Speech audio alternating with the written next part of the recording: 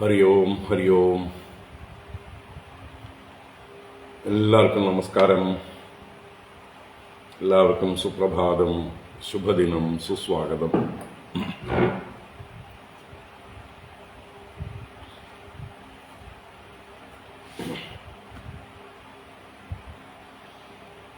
ഓം ശുക്ലാംബരധരം വിഷ്ണും ശശിവർണം ചതുർഭുജം പ്രസന്നവദനം ധ്യായേത് സർവവിഘ്നോപശാന്തയേ. ഗുരവേ സർവലോകാനാം വിഷജേ ഭവരോഗിണാം നിധയേ സർവവിദ്യാനാം ദക്ഷിണാമൂർത്തയേ നമഃ. ജന്മാദ്യസ്യ യതോന്വയാദിതരതശ്ചാർത്ഥേഷ്വഭിജ്ഞസ്വരാട് തേനേ ബ്രഹ്മഹൃദായാദികവയേ മുഹ്യന്തി യത്സൂരയഃ. തേജോ വാരിമൃതാം യദാ വിനിമയോ യത്ര ത്രിസർഗോ മൃഷാ ധാംനാ സ്വേന സദാ നിരസ്തകുഹകം സത്യം പരം ധീമഹി. ധർമ്മഃ പ്രോജ്ജിതകൈതവോऽത്ര പരമോ നിർമ്മത്സരാണാം സതാം. വേദ്യം വാസ്തവമത്ര വസ്തു ശിവദം താപത്രയോന്മൂലനം. ശ്രീമദ്ഭാഗവതേ മഹാമുനികൃതേ കിം വാ പരൈരീശ്വരഃ സദ്യോ ഹൃദ്യവരുധ്യതേऽത്ര കൃതിഭിഃ ശുശ്രൂഷുഭിസ്തൽക്ഷണാത്.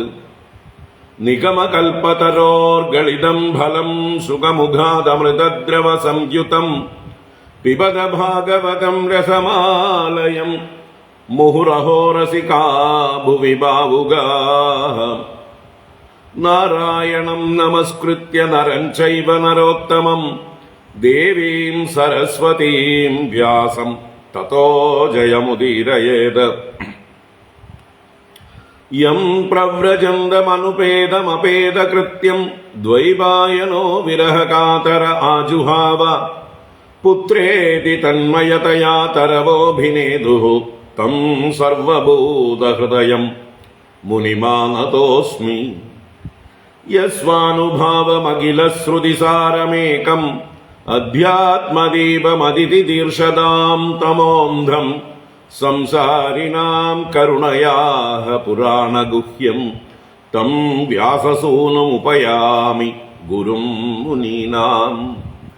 മൂകം കരോതി വാചാലം പങ്കും ലംഘയത്തെ ഗിരിം യത്കൃപാതമഹം വന്ദേ പരമാനന്ദമാധവം. യം ബ്രഹ്മാ വരുണേന്ദ്രരുദ്രമരുതഃ സ്തുന്വന്തി ദിവ്യൈസ്തവൈഃ വേദൈഃ സാംഗപദക്രമോപനിഷദൈഃ ഗായന്തി യം സാമഗാഃ. ധ്യാനാവസ്ഥിതതദ്ഗതേന മനസാ പശ്യന്തി യം യോഗിനോ യസ്യാന്തം ന വിദുഃ സുരാസുരഗണാഃ. ദേവായ തസ്മൈ നമഃ. കോമളം കൂജയൻ വേണും ശ്യാമളോയം കുമാരകഃ വേദവേദ്യം പരം ബ്രഹ്മ ഭാസതാം പുരതോ മമ. ഭൂതൈർമഹദ്ഭിർയയിമാ പുരോ വിഭുഃ നിർമായശേതേ യദമൂഷു പൂരുഷഃ. ഭുങ്ക്തേ ഗുണാൻ ഷോഡശ ഷോഡശാത്മകഃ സോലങ്കൃഷീഷ്ട ഭഗവാൻ ഭജാംസി മേ. സച്ചിദാനന്ദരൂപായ വിശ്വോത്പത്യാദിഹേതവേ താപത്രയ വിനാശായ ശ്രീകൃഷ്ണായ വയം നുമഃ. കൃഷ്ണായ വാസുദേവായ ഹരയേ പരമാത്മനെ പ്രണതക്ലേശനാശായ ഗോവിന്ദായ നമോ നമഃ.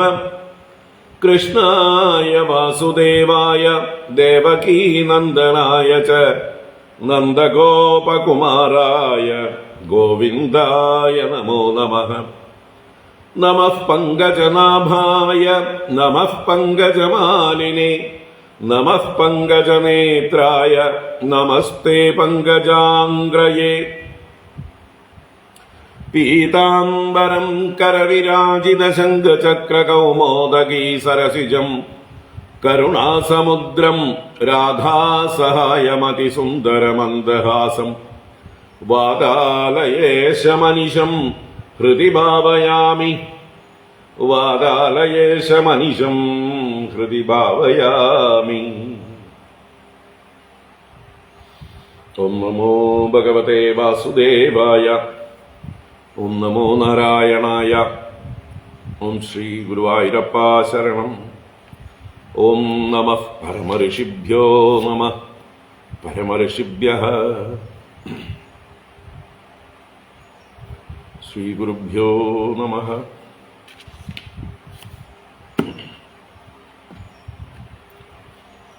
ഹരി ഓം. എല്ലാവർക്കും നമസ്കാരം. എല്ലാവർക്കും സുപ്രഭാതം, ശുഭദിനം. ഭാഗവത ജ്ഞാനഗംഗയിലേക്ക്, ശ്രീകൃഷ്ണ ലീലാമൃതത്തിലേക്ക് സുസ്വാഗതം, സുസ്വാഗതം. ദശമസ്കന്ധത്തിലെ 42-ാം അധ്യായമാണ് നമ്മൾ കണ്ടുകൊണ്ടിരിക്കുന്നത്. കഴിഞ്ഞ 2 ക്ലാസ്സുകളിലായിട്ട് 42-ാം അധ്യായത്തിൽ ഭഗവാൻ മധുരാപുരിയിൽ വെച്ച് ആ ത്രിവക്രയായ കുബ്ജയെ അവളുടെ വക്രത തീർത്ത് ഋജു ശരീരിയായി അനുഗ്രഹിച്ച കഥ കണ്ടു. ആദ്യത്തെ 14 ശ്ലോകം കൊണ്ട്. പിന്നീട് ഭഗവാൻ ആ ധനുർയാഗശാലയിൽ ചെന്ന് ധനുസ്സിനെ കയ്യേറ്റം ചെയ്ത് ഞാൻ വലിച്ചു കെട്ടിയ സന്ദർഭത്തിൽ ഒന്ന് കുലച്ചതായിട്ടുള്ള സമയത്തത് ഭഞ്ജനം ചെയ്യപ്പെട്ടു. ആ ധനുർഭംഗം അഥവാ ധനുർഭഞ്ജനം, ആ ലീലയാണ് ഇന്നലെ കണ്ടത് രാവിലെ.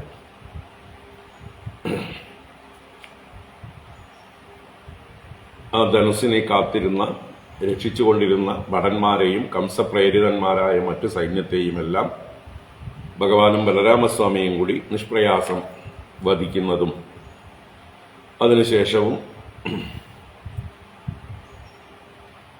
മധുരാപുരിയെ മുഴുവൻ കാണാനായിട്ട് വൈകുന്നേരം വരെ ഗോപകുമാരന്മാരോടുകൂടി എല്ലാവരെയും ദർശനത്തിലൂടെ അനുഗ്രഹിച്ചുകൊണ്ട് പിന്നീട് വൈകുന്നേരമായപ്പോൾ ഭഗവാൻ വണ്ടികളൊക്കെ നിർത്തിയിരിക്കുന്ന ആ ഉപവനത്തിൻ്റെ അവിടേക്ക് ചെന്ന് രാത്രി പാൽക്കഞ്ഞി കുടിച്ച് അല്ലെങ്കിൽ പാൽച്ചോറുണ്ട് വിശ്രമിച്ചു, സുഖമായി ഉറങ്ങി എന്ന് വരെയാണ് പറഞ്ഞു നിർത്തിയത്. അല്ല, അതിനുശേഷം കംസൻ രാത്രി ഉറങ്ങാൻ കിടന്നിട്ട് അദ്ദേഹത്തിന് ഉറക്കം വരുന്നില്ല എന്നും വളരെ ദീർഘമായ ജാഗരത്തോടുകൂടിയവനായും അതുപോലെ പല ദുശകുനങ്ങൾ, ദുർനിമിത്തങ്ങൾ, ദുസ്വപ്നങ്ങൾ, അങ്ങനെയുള്ള വിവിധ വിപരീത ലക്ഷണങ്ങൾ തന്റെ ആയുസ്സിന് ഹാനി സൂചിപ്പിച്ചുകൊണ്ട് യമദൂതന്മാരായിട്ടുള്ള ലക്ഷണങ്ങളെല്ലാം അദ്ദേഹം ദർശിക്കുന്നതുമാണ് പറഞ്ഞു നിർത്തിയത്. ഏതൊക്കെ ദുശകുനങ്ങളാണ്, ദുർലക്ഷണങ്ങളാണ് അദ്ദേഹം കണ്ടത് എന്നൊക്കെ പിന്നീട് വിസ്തരിക്കുന്നു. അതിനുശേഷം പിറ്റേ ദിവസം രാവിലെ ഉണർന്നെഴുന്നേൽക്കുന്ന കംസൻ മല്ലയുദ്ധത്തിനു വേണ്ട ഒരുക്കങ്ങൾ ചെയ്യാനായിട്ട് ആജ്ഞാപിക്കുകയാണ്. തന്റെ അവസാനത്തെ തുറുപ്പ് ചീട്ട്, അല്ലേ, താൻ ഇറക്കിയ എല്ലാ കാർഡുകളും കൃഷ്ണൻ എന്ന കളിക്കാരൻ വെട്ടി തന്റെ വശത്താക്കി കളഞ്ഞു. ഇനിയിപ്പോൾ ആകെയുള്ള തുറുപ്പ് ചീട്ടാണ് ഈ മല്ലയുദ്ധം. അതിലൂടെ മല്ലന്മാരെ കൊണ്ട് കൃഷ്ണനെ കൊല്ലിക്കാനുള്ള അവസാന ശ്രമമാണ്. അപ്പോൾ അതിനു വേണ്ട ഒരുക്കങ്ങൾ നടക്കുകയാണ്. അതാണ് ഈ അധ്യായത്തിലെ അവസാന ഭാഗം. അത് കഴിഞ്ഞ് അടുത്ത അധ്യായം അതിൻ്റെ തുടർച്ചയായിട്ട് മല്ല രംഗത്ത് വാദ്യഘോഷങ്ങളൊക്കെ മുഴങ്ങുന്നതും ജനങ്ങളെയൊക്കെ വന്ന് സമ്മേളിക്കാനായിക്കൊണ്ട് ആഹ്വാനം ചെയ്യുന്നതും എല്ലാവരും വന്നു ചേരുന്നതും അതാത് സ്ഥാനങ്ങളിൽ മഞ്ചങ്ങളിൽ ഉപവിഷ്ടരാകുന്നതും നന്ദനടക്കമുള്ള ഗോപന്മാരും മുമ്പേ ചെന്ന് ഗാലറിയിൽ സ്ഥാനം പിടിക്കുകയും പിന്നീടാണ് ഭഗവാന്റെ ബലരാമസ്വാമിയോടുകൂടി കൂട്ടുകാരോടുകൂടിയുള്ള രംഗപ്രവേശം. അപ്പോൾ ആ രംഗത്തേക്ക് പ്രവേശിക്കുന്ന ഇടയിലുള്ള തടസ്സമായിരിക്കുന്ന കുവലയാപീഠം എന്ന ആനയെ നിഗ്രഹിക്കുന്ന ലീലയും തുടർന്നാണ് മല്ലരംഗപ്രവേശം. അപ്പോൾ നമുക്ക് ക്രമത്തിൽ കാണാം. 42-ാം അധ്യായം വായിക്കാം. നമുക്ക് 42-ാം അധ്യായം 15-ാം ശ്ലോകം മുതൽക്ക് വായിക്കാം. ഓം നമോ ഭഗവതേ വാസുദേവായ. അഥ ശ്രീമദ്ഭാഗവതേ ദശമസ്കന്ധേ പൂർവാർദ്ധേ 24-തമോऽധ്യായഃ. ശ്രീശുക ഉവാച.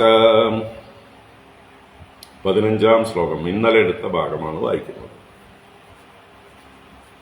തതഃ പൗരാൻ പൃച്ഛമാനോ ധനുഷഹസ്താനമച്യുതഃ തസ്മിൻ പ്രവിഷ്ടോ ദദൃശേ ധനുർ ഐന്ദ്രമിവാദ്ഭുതം പുരുഷൈർബഹുഭിർഗുപ്തം അർച്ചിതം പരമർദ്ധിമത് വാര്യമാണോ നൃഭികൃഷ്ണഃ പ്രസഹ്യധനുരാദതേ കരേണ വാമേന സലീലമുദ്രിതം സജ്യം ച കൃത്വാ നിമിഷേണ പശ്യതാം നൃണാം വികൃഷ്യ പ്രബഭഞ്ജ മധ്യതോ യഥേക്ഷുദണ്ഡം മദകല്യുരുക്രമഃ ധനുഷോ ഭജ്യമാനസ്യ ശബ്ദഃ ഖം രോദസീ ദിശഃ പൂരയാമാസയം ശ്രുത്വാ കംസഃ ത്രാസമുപാഗമത് തദ്രക്ഷിണഃ സാനുചരാः കുപിതാ ആതതായിനഃ ഗ്രഹീതു കാമാ ആവവ്രുഹു ഗൃഹ്യതാം ബധ്യതാമിതി അത താൻ ദുരഭിപ്രായാൻ വിലോക്യ ബലകേശവൗ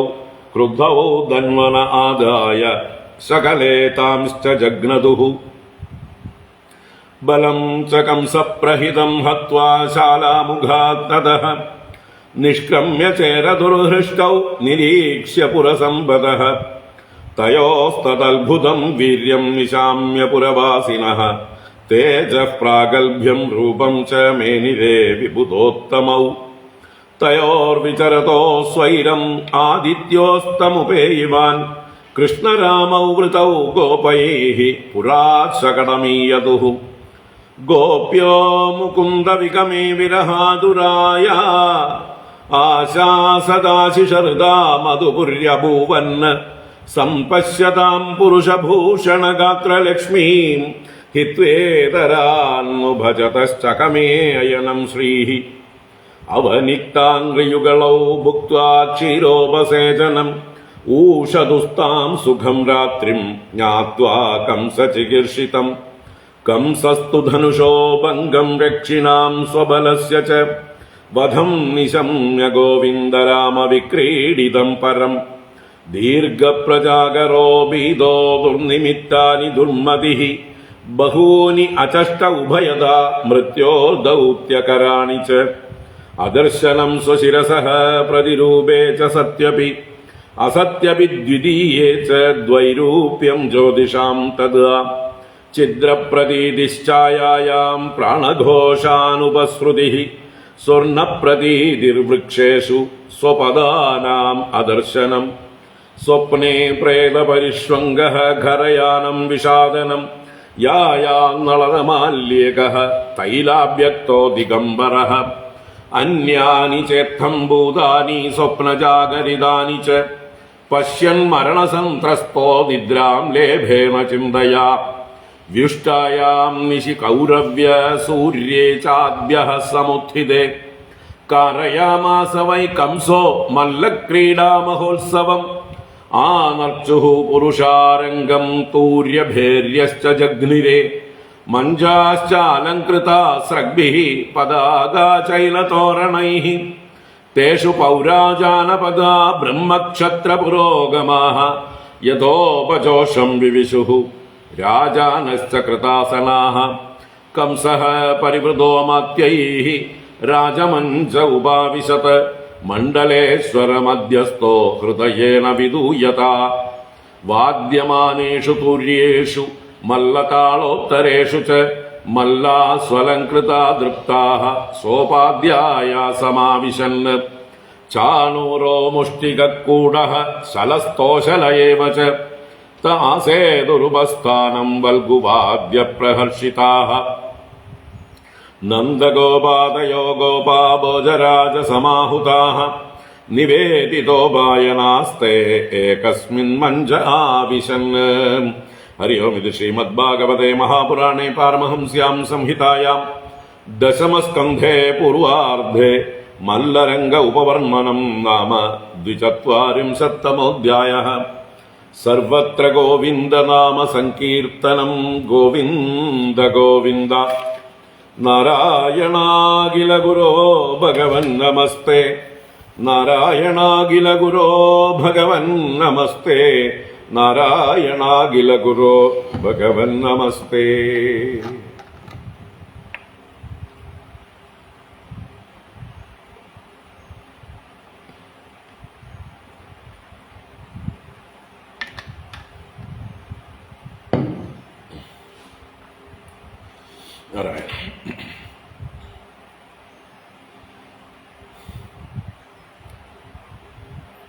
ഹരി ഓം. എല്ലാവർക്കും ഒരിക്കൽ കൂടെ നമസ്കാരം. എല്ലാവർക്കും സുപ്രഭാതം, ശുഭദിനം. ഭാഗവത ജ്ഞാനഗംഗയുടെ 901 എപ്പിസോഡിലേക്ക് ഏവർക്കും സുസ്വാഗതം.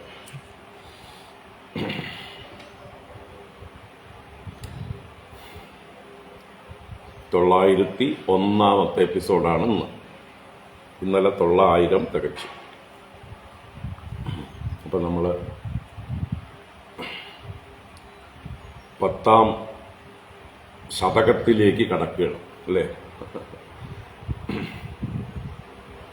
9 ശതകം പൂർത്തീകരിച്ച് 10ാം ശതകത്തിലേക്ക് പ്രവേശിക്കുകയാണ്. എല്ലാവർക്കും ഓൾ ദ ബെസ്റ്റ്. മുഴുവൻ കേൾക്കാനുള്ള ഭാഗ്യം ഉണ്ടാവട്ടെ. എല്ലാവർക്കും കേൾക്കാനുള്ള ശ്രദ്ധ ഉണ്ടാവട്ടെ. അതിനുള്ള സാഹചര്യങ്ങളും ഉണ്ടാവട്ടെ.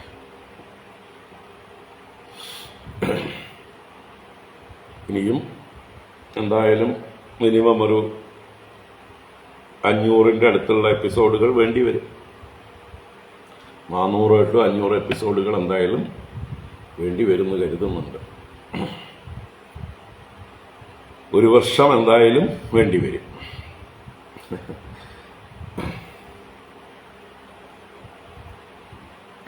ഒരു വർഷം കടന്ന് മുന്നോട്ട് പോകും കുറച്ചുകൂടി. എന്തായാലും നമുക്ക് ആസ്വദിച്ച് തന്നെ പോകാം. നമുക്ക് ഭഗവാന്റെ അനുഗ്രഹം ഉണ്ടെങ്കിൽ എല്ലാവർക്കും അത് പൂർത്തീകരിക്കാൻ സാധിക്കും. അപ്പോൾ 900 എപ്പിസോഡുകൾ എത്തിച്ച നിങ്ങളെ ഏവരെയും അഭിനന്ദിക്കുന്നു. ഹരി ഓം. നമ്മൾ 42ാം അധ്യായം, ദശമസ്കന്ധത്തിലെ 42ാം അധ്യായം, ഭഗവാന്റെ ആ ധനുർയാഗ ശാലാപ്രവേശം, ധനുർഭഞ്ജനം, അതൊക്കെ ഇന്നലെ വിസ്തരിച്ച് നമ്മൾ കണ്ടു. അതിനെ തുടർന്നുള്ള ലീലകൾ കാണാം.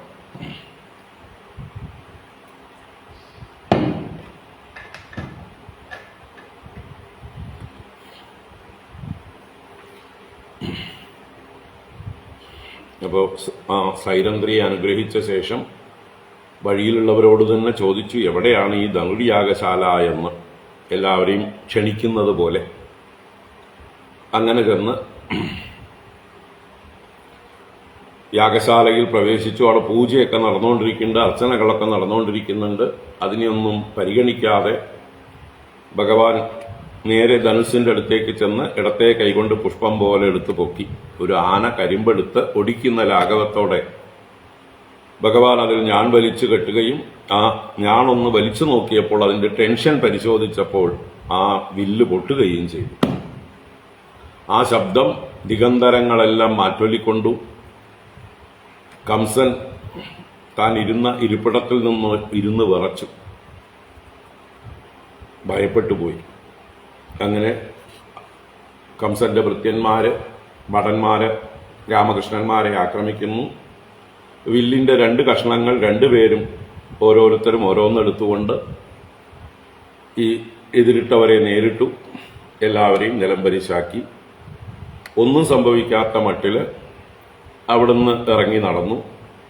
മധുരാപുരി ഒന്നുകൂടെ ബാക്കിയുള്ള സ്ഥലങ്ങളൊക്കെ പ്രദക്ഷിണം ചെയ്തു. വൈകുന്നേരം അവർ താമസിക്കുന്ന ശിബിര സന്നിധിയിലേക്ക് എത്തിച്ചേർന്നു. രാത്രി ഭക്ഷണം കഴിച്ച് ശയിച്ചു എന്ന് പറഞ്ഞു. അവനിക്ത അന്ത്രിയുകളൗ ഭുക്വാ ക്ഷീരോപസേചനം ഊഷതുസ്താം സുഖം രാത്രിം ജ്ഞാത്വാ കംസചികീർഷിതം. അവനേചനം ചെയ്തു കാലും കൈയൊക്കെ കഴുകി ക്ഷീരോപസേചനം ഭുക്ത്വ പാലുകൂട്ടി ഭക്ഷണം കഴിച്ച് ആ രാത്രിയെ സുഖമായി വസിച്ചു. കംസൻ ചെയ്യാൻ പോകുന്ന കാര്യങ്ങളെല്ലാം അറിഞ്ഞുകൊണ്ട്, എല്ലാം മനസ്സിൽ കണ്ടുകൊണ്ട്, നാളെ എന്തൊക്കെയാണ് സംഭവിക്കുക എന്നുള്ളത് അറിഞ്ഞുകൊണ്ട് തന്നെ ഭഗവാന്മാർ ശയിച്ചു എന്ന. കംസനാകട്ടെ തന്റെ ആ ധനുർഭഞ്ജനവും അതിന്റെ രക്ഷകന്മാരും തന്റെ സൈന്യവും വധിക്കപ്പെട്ടതും കേട്ട്, ഈ ഗോവിന്ദരാമന്മാരുടെ ഈ ക്രീഡകളെക്കുറിച്ചും കേട്ട് ദീർഘപ്രചാകര, അദ്ദേഹത്തിന് നേരത്തേക്ക് ഉറക്കമേ വന്നില്ല, ഉണർന്നിരിക്കുകയാണ്. ഭീതഃ ഭയപ്പെട്ടവനായി. ദുർനിമിത്താനി ദുർമതിഹി ബഹൂനി അചഷ്ട ഉഭയത ജാഗ്രത്തിലും സ്വപ്നത്തിലും 2 പ്രകാരത്തിലുള്ള ദുർനിമിത്തങ്ങൾ ആ ദുർമതിയായ കംസൻ ബഹൂനി അചഷ്ട ധാരാളം ദുർനിമിത്തങ്ങളെ ദർശിച്ചു. അതൊക്കെ ഈ ദുർനിമിത്തങ്ങളൊക്കെ എന്താണ്? മൃത്യോഹോ ദൗത്യകരാണിച്ച്, മൃത്യുവിന്റെ ദൗത്യം നിർവഹിക്കുന്നവരാണ് ഈ ദുർനിമിത്തങ്ങൾ. പിന്നാലെ ആപത്ത് വരുന്നുണ്ട് എന്ന് സൂചിപ്പിക്കുന്നവയാണ് ഈ ദുർനിമിത്തങ്ങളെല്ലാം. യമൻ പിന്നാലെ വരുന്നുണ്ട്, കാത്തിരുന്നോളൂ എന്ന് സൂചന തരുന്നതായിട്ടുള്ള ദുർനിമിത്തങ്ങളാണ്. അതെല്ലാം കണ്ട് പേടിച്ചു വിറയ്ക്കുകയാണ് കംസൻ. ആ കംസൻ കണ്ട ദുർനിമിത്തങ്ങളെക്കുറിച്ച് വിശദീകരിക്കുകയാണ് പിന്നെ ഒരു 3-4 ശ്ലോകങ്ങളിൽ. അദർശനം സ്വശിരസഃ പ്രതിരൂപേ ച സത്യപി അസത്യപി ദ്വിതീയേ ച ദ്വൈരൂപ്യം ജ്യോതിഷാം തദാ ഛിദ്രപ്രതീതിശ്ഛായായാം പ്രാണഘോഷാനുപശ്രുതിഃ സ്വർണപ്രതീതിർവൃക്ഷേഷു സ്വപദാനാം അദർശനം സ്വപ്നേ പ്രേതപരിഷ്വംഗഃ ഖരയാനം വിഷാദനം യായാന്നളതമാല്യേകഃ തൈലാഭ്യക്തോ ദിഗംബരഃ അന്യാനി ചേത്തം ഭൂതാനി സ്വപ്നജാഗരിതാനി ച പശ്യൻ മരണസന്ത്രസ്തോ നിദ്രാം ലേപേന ചിന്തയാം. ആ 4 ശ്ലോകങ്ങളാണ് കംസൻ രാത്രിയിൽ ജാഗ്രത്തിലും സ്വപ്നത്തിലും കണ്ട ദുർനിമിത്തങ്ങളെ വർണ്ണിക്കുന്നത്. ഓരോ ശ്ലോകങ്ങളായിട്ട് നോക്കാം. അദർശനം സ്വശിരസഃ പ്രതിരൂപേ ച സത്യപി അസത്യപി ദ്വിതീയേ ച ദ്വൈരൂപ്യം ജ്യോതിഷാം തഥാ.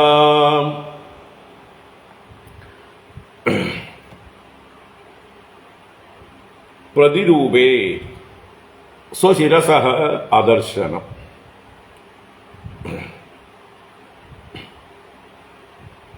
സത്യപി അദർശനം.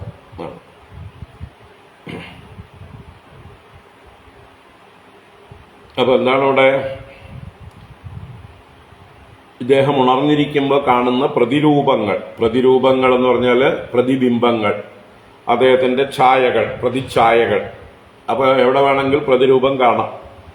എവിടേക്കൊക്കെ ഏതൊക്കെ സ്ഥാനങ്ങൾക്ക് പ്രതിരൂപത്തെ പ്രദർശിപ്പിക്കാനുള്ള കഴിവുണ്ടോ, അല്ലെ? ജലമാവാം, കണ്ണാടിയാവാം, അതുപോലെ മിനുസമുള്ളതായിട്ടുള്ള പ്രതലങ്ങളാവാം. അപ്പൊ അങ്ങനെയുള്ള സ്ഥലങ്ങളിലൊക്കെ നോക്കുമ്പോൾ തന്റെ ശരീരത്തിന്റെ പ്രതിരൂപം കാണുന്നുണ്ട്. അത് സത്യപി, പ്രതിരൂപം ഉള്ളതാണ്. സതി അഭി എന്നാണ് സത്യപി. അതുണ്ടെങ്കിലും, പ്രതിരൂപമുണ്ടെങ്കിലും ആ പ്രതിരൂപത്തിൽ സ്വശിരസഃ അദർശനം. സ്വശിരസഃ എന്ന് പറഞ്ഞാൽ തന്റെ തലയുടെ അദർശനം കാണാതിരിക്കുക. സത്യപി, ഇവിടെ തപ്പി നോക്കുമ്പോൾ തലയുണ്ട്, അല്ലെ, ശിരസ് സത്യപി ശിരസി സത്യപി, ശിരസ്സുണ്ടായിരിക്കെ തന്നെ പ്രതിരൂപേ ശിരസഹ അദർശനം, പ്രതിരൂപത്തിൽ നോക്കുമ്പോൾ ശിരസ് കാണാനില്ല. ഇതെന്ത് വൈരൂപ്യമാണ്, ഇതെന്തൊരു എന്താ പറയുക, അത്ഭുതമാണ്, ഇതെന്തൊരു ഭയങ്കരമായിട്ടുള്ള ദർശനമാണ് അല്ലേ. കാണുകയാണെങ്കിൽ മുഴുവൻ കാണേണ്ടതാണ്. തന്റെ ശരീരത്തിൽ തന്റെ തല തപ്പി നോക്കുമ്പോൾ തല അവിടെ തന്നെ ഉണ്ട്. അപ്പോൾ കണ്ണാടിയിൽ നോക്കുമ്പോൾ തലയടക്കമുള്ള ശരീരമാണ് കാണേണ്ടതെങ്കിലും സത്യപി അദർശന, ഇല്ലാതിരിക്കുക, ഒരു മായ അല്ലേ. ഈ ലോകമേ ഒരു മായയാണ്, ആ മായയിൽ മായ, പ്രതിരൂപമേ മായയാണ്, ആ പ്രതിരൂപത്തിൽ പിന്നൊരു മായയാണ്, അതിൽ ചില അവയവങ്ങൾ മാത്രം കാണാതിരിക്കുക. ഇപ്പൊ പ്രതിരൂപത്തിൽ നമ്മുടെ പിന്നാമ്പറം കാണാതിരിക്കാം. നമ്മൾ മുന്നിൽ നോക്കിക്കൊണ്ടിരിക്കുമ്പോൾ നമ്മുടെ മുൻവശം മാത്രമേ നമുക്ക് പ്രതിരൂപത്തിൽ കാണുള്ളൂ, പിന്നാലെന്താ ഉള്ളതെന്ന് കാണാൻ പറ്റില്ല. അതൊക്കെ അതൊരു ജനറൽ മായ, എല്ലാവരെയും ബാധിക്കുന്ന മായയാണ് അതൊക്കെ. എന്നാൽ കാണുന്ന കംസന് തന്റെ പ്രതിരൂപത്തിൽ തന്റെ ശരീരത്തില് ശിരസ്സില്ലാതെ കാണുന്നത് കംസന് മാത്രമുള്ള ഒരു പ്രാതിഭാസികമായിട്ടുള്ള സബ്ജക്റ്റീവായിട്ടുള്ള ഒരു ഭ്രമമാണ്, ഒരു ദർശനമാണ്. അതൊരു ദുർനിമിത്തമാണ്. അപ്പൊ കംസന് മാത്രമായിട്ട് ജാഗ്രത്തിൽ ഉണർന്നിരിക്കുന്നുണ്ട്, സ്വപ്നമൊന്നുമല്ല അത്. തന്റെ പ്രതിബിംബം കാണുമ്പോൾ അതിൽ തന്റെ തലയില്ലാതെ കാണുക എന്ന് പറഞ്ഞാൽ അടുത്ത് അധികം താമസിയാതെ നിന്റെ തല പോകുന്നതായിരിക്കും എന്നുള്ളതൊരു സൂചന.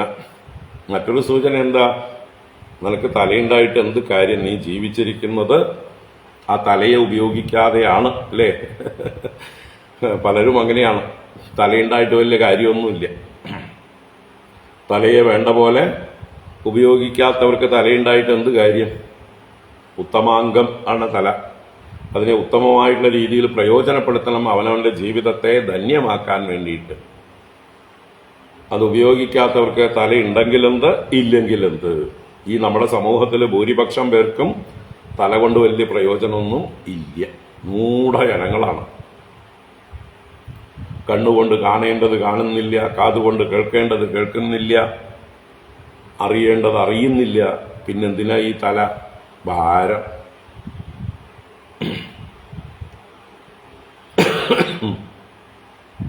അവരൊക്കെ ചത്തതിനൊക്കുമേ ജീവിച്ചിരിക്കലും എന്നർത്ഥം. അവരുടെയൊക്കെ ഉത്തമാംഗം ഉദരമാണ്, വയറാണ് അല്ലേ. കുറെ എണ്ണത്തിന് കബന്ധന്മാരാണ്. കബന്ധം എന്ന് പറയുന്നത് ഇതാണ്, ശിരസ്സറ്റ് പോയ ശരീരം. അപ്പൊ ശിരസില്ലാത്ത ശരീരമായിട്ട് തന്റെ ശരീരത്തെ ഒരു കബന്ധമായിട്ടാണ് ഇദ്ദേഹം കാണുന്നത്, കംസൻ കാണുന്നത്. ഈ ലോകത്തിൽ ജീവിച്ചിരിക്കുന്ന ഭൂരിപക്ഷം ആളുകളും ഈ കംസനെ പോലെ കബന്ധങ്ങളാണ്. തലയുണ്ടായിട്ട് വലിയ പ്രയോജനമൊന്നും ഇല്ല. അവരെക്കാൾ തലയില്ലാത്ത ആൾക്കാരെ അവരെ ഭരിക്കാൻ തെരഞ്ഞെടുക്കുന്നുണ്ടല്ലോ അല്ലേ. MLA-മാരും MP-മാരും മന്ത്രിമാരും ഒക്കെ ആയിട്ട് തെരഞ്ഞെടുക്കുന്നുണ്ടല്ലോ മൂഢശിരോമണികളെ. അപ്പൊ ഇവരെ അത്യന്തം മൂഢന്മാരാക്കിക്കൊണ്ടാണ് ആ ശിരോമണികൾ ജീവിച്ചു പോകുന്നത് തന്നെ. അപ്പൊ എന്നാണോ ഈ മനുഷ്യന്മാർക്കൊക്കെ സ്വന്തം തല ഉപയോഗിക്കാൻ കഴിയുന്നത്, അപ്പം മാത്രമേ അവർക്ക് തലയുള്ളതായിട്ട് കണക്കാക്കേണ്ടതുള്ളൂ. അല്ലെങ്കിലൊക്കെ മുണ്ടങ്ങൾ എന്ന് പറയും. മുണ്ടം എന്ന് പറഞ്ഞാൽ ശിരസ്സാണ്. ശിരസ് പോയവരെയും മുണ്ടങ്ങൾ എന്ന് പറയും. തമിഴിലുള്ള പ്രയോഗമാണ്. തലയില്ലാത്തവൻ എന്നാണ് അർത്ഥം.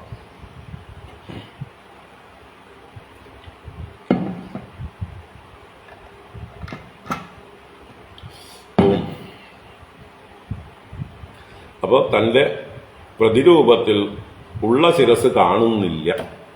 സത്യപി സ്വശിരസഃ അദർശനം അസത്യപി ദ്വിതീയേ ദ്വൈരൂപ്യം ജ്യോതിഷാം തദ.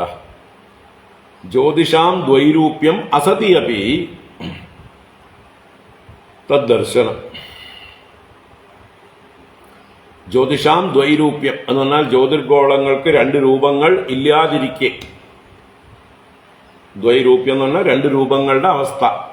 അപ്പോൾ ഒരു വിളക്കിൽ ഒരു തിരി കത്തുന്നുണ്ടെങ്കിൽ അതിലേക്ക് നോക്കിയാൽ 2 തിരി കത്തുന്നതായിട്ട് തോന്നുക. ഒരു ചന്ദ്രനെ നോക്കുമ്പോൾ ആകാശത്ത് 2 ചന്ദ്രൻ ഉള്ളതായിട്ട് കാണുക. ഒരു നക്ഷത്രത്തിനെ 2 ആയിട്ട് കാണുക. 10 നക്ഷത്രങ്ങൾ ഉണ്ടെങ്കിൽ 20 നക്ഷത്രങ്ങൾ ഉള്ളതുപോലെ തോന്നുക. ഇങ്ങനെ എവിടെ നോക്കിയാലും എന്ത് തിളങ്ങുന്ന വസ്തുവിനെയും ഏത് നക്ഷത്രങ്ങളോ ജ്യോതിസുകളോ എല്ലാം തന്നെ വിളക്കുകളോ എന്ത് കണ്ടാലും എല്ലാം ഇരട്ടിച്ചതായിട്ട് കാണുക. ചില അസുഖങ്ങൾ കൊണ്ട് നമുക്കത് തോന്നാറുണ്ട്. കണ്ണിന് അസുഖം വരുമ്പോൾ ചന്ദ്രനെ നോക്കിയാൽ ദ്വിചന്ദ്രത്വം, അല്ലെങ്കിൽ വിളക്ക് നോക്കിയാൽ 2 ദീപമുള്ളതായിട്ട് തോന്നുക. ഇങ്ങനെയൊക്കെ അസുഖമുള്ളവർക്ക് സംഭവിക്കാം. അതിന് ചികിത്സയുണ്ട് അല്ലെ, തിമിരാദികൾ കൊണ്ടൊക്കെ തോന്നാം. അപ്പൊ അതൊക്കെ ചികിത്സയുണ്ട് എന്ന് പറയാം. ഇവിടെ വാസ്തവത്തില് അസതി അബി ഇല്ലാതിരുന്നിട്ടും, 2 ദീപങ്ങളില്ലാതിരുന്നിട്ടും, ദ്വിതീയേ അസതി അബി രണ്ടാമത്തത് ഇല്ലാതിരുന്നിട്ടും, ജ്യോതിഷാം ദ്വൈരൂപ്യം ജ്യോതിർഗോളങ്ങൾ 2ആയിട്ട് കാണുന്നു. അത് അദ്ദേഹത്തിന്റെ ഉള്ളിലുള്ള ബുദ്ധിഭ്രമത്തിന്റെ ഭയത്തിന്റെ ഒക്കെ പ്രതിഫലനമാണ് അദ്ദേഹം പുറത്ത് കാണുന്നത്. കണ്ണിലൂടെ അദ്ദേഹത്തിന് മാത്രമുള്ള ദർശനമാണ്. വേറെ ആർക്കെങ്കിലും അദ്ദേഹം കാണിച്ചു കൊടുത്താൽ അവർ പറയല്ലേ ഞങ്ങൾ ഒന്നേ കാണുന്നുള്ളൂ എന്ന് പറയും. അപ്പൊ ഇത് അദ്ദേഹത്തിന്റെ സബ്ജക്റ്റീവ് വിഷനാണ്. അതിന് കാരണം അദ്ദേഹത്തിന്റെ ഉള്ളിലുള്ള ഭയമാണ് എന്നർത്ഥം. ഭയങ്കരമായ ഭയം പിടികൂടിയിരിക്കുന്നു. ലോകത്തിന് മുഴുവൻ ഭയം കൊടുക്കുന്നവനാണ് കംസൻ. അത്രയും ശക്തനാണ്.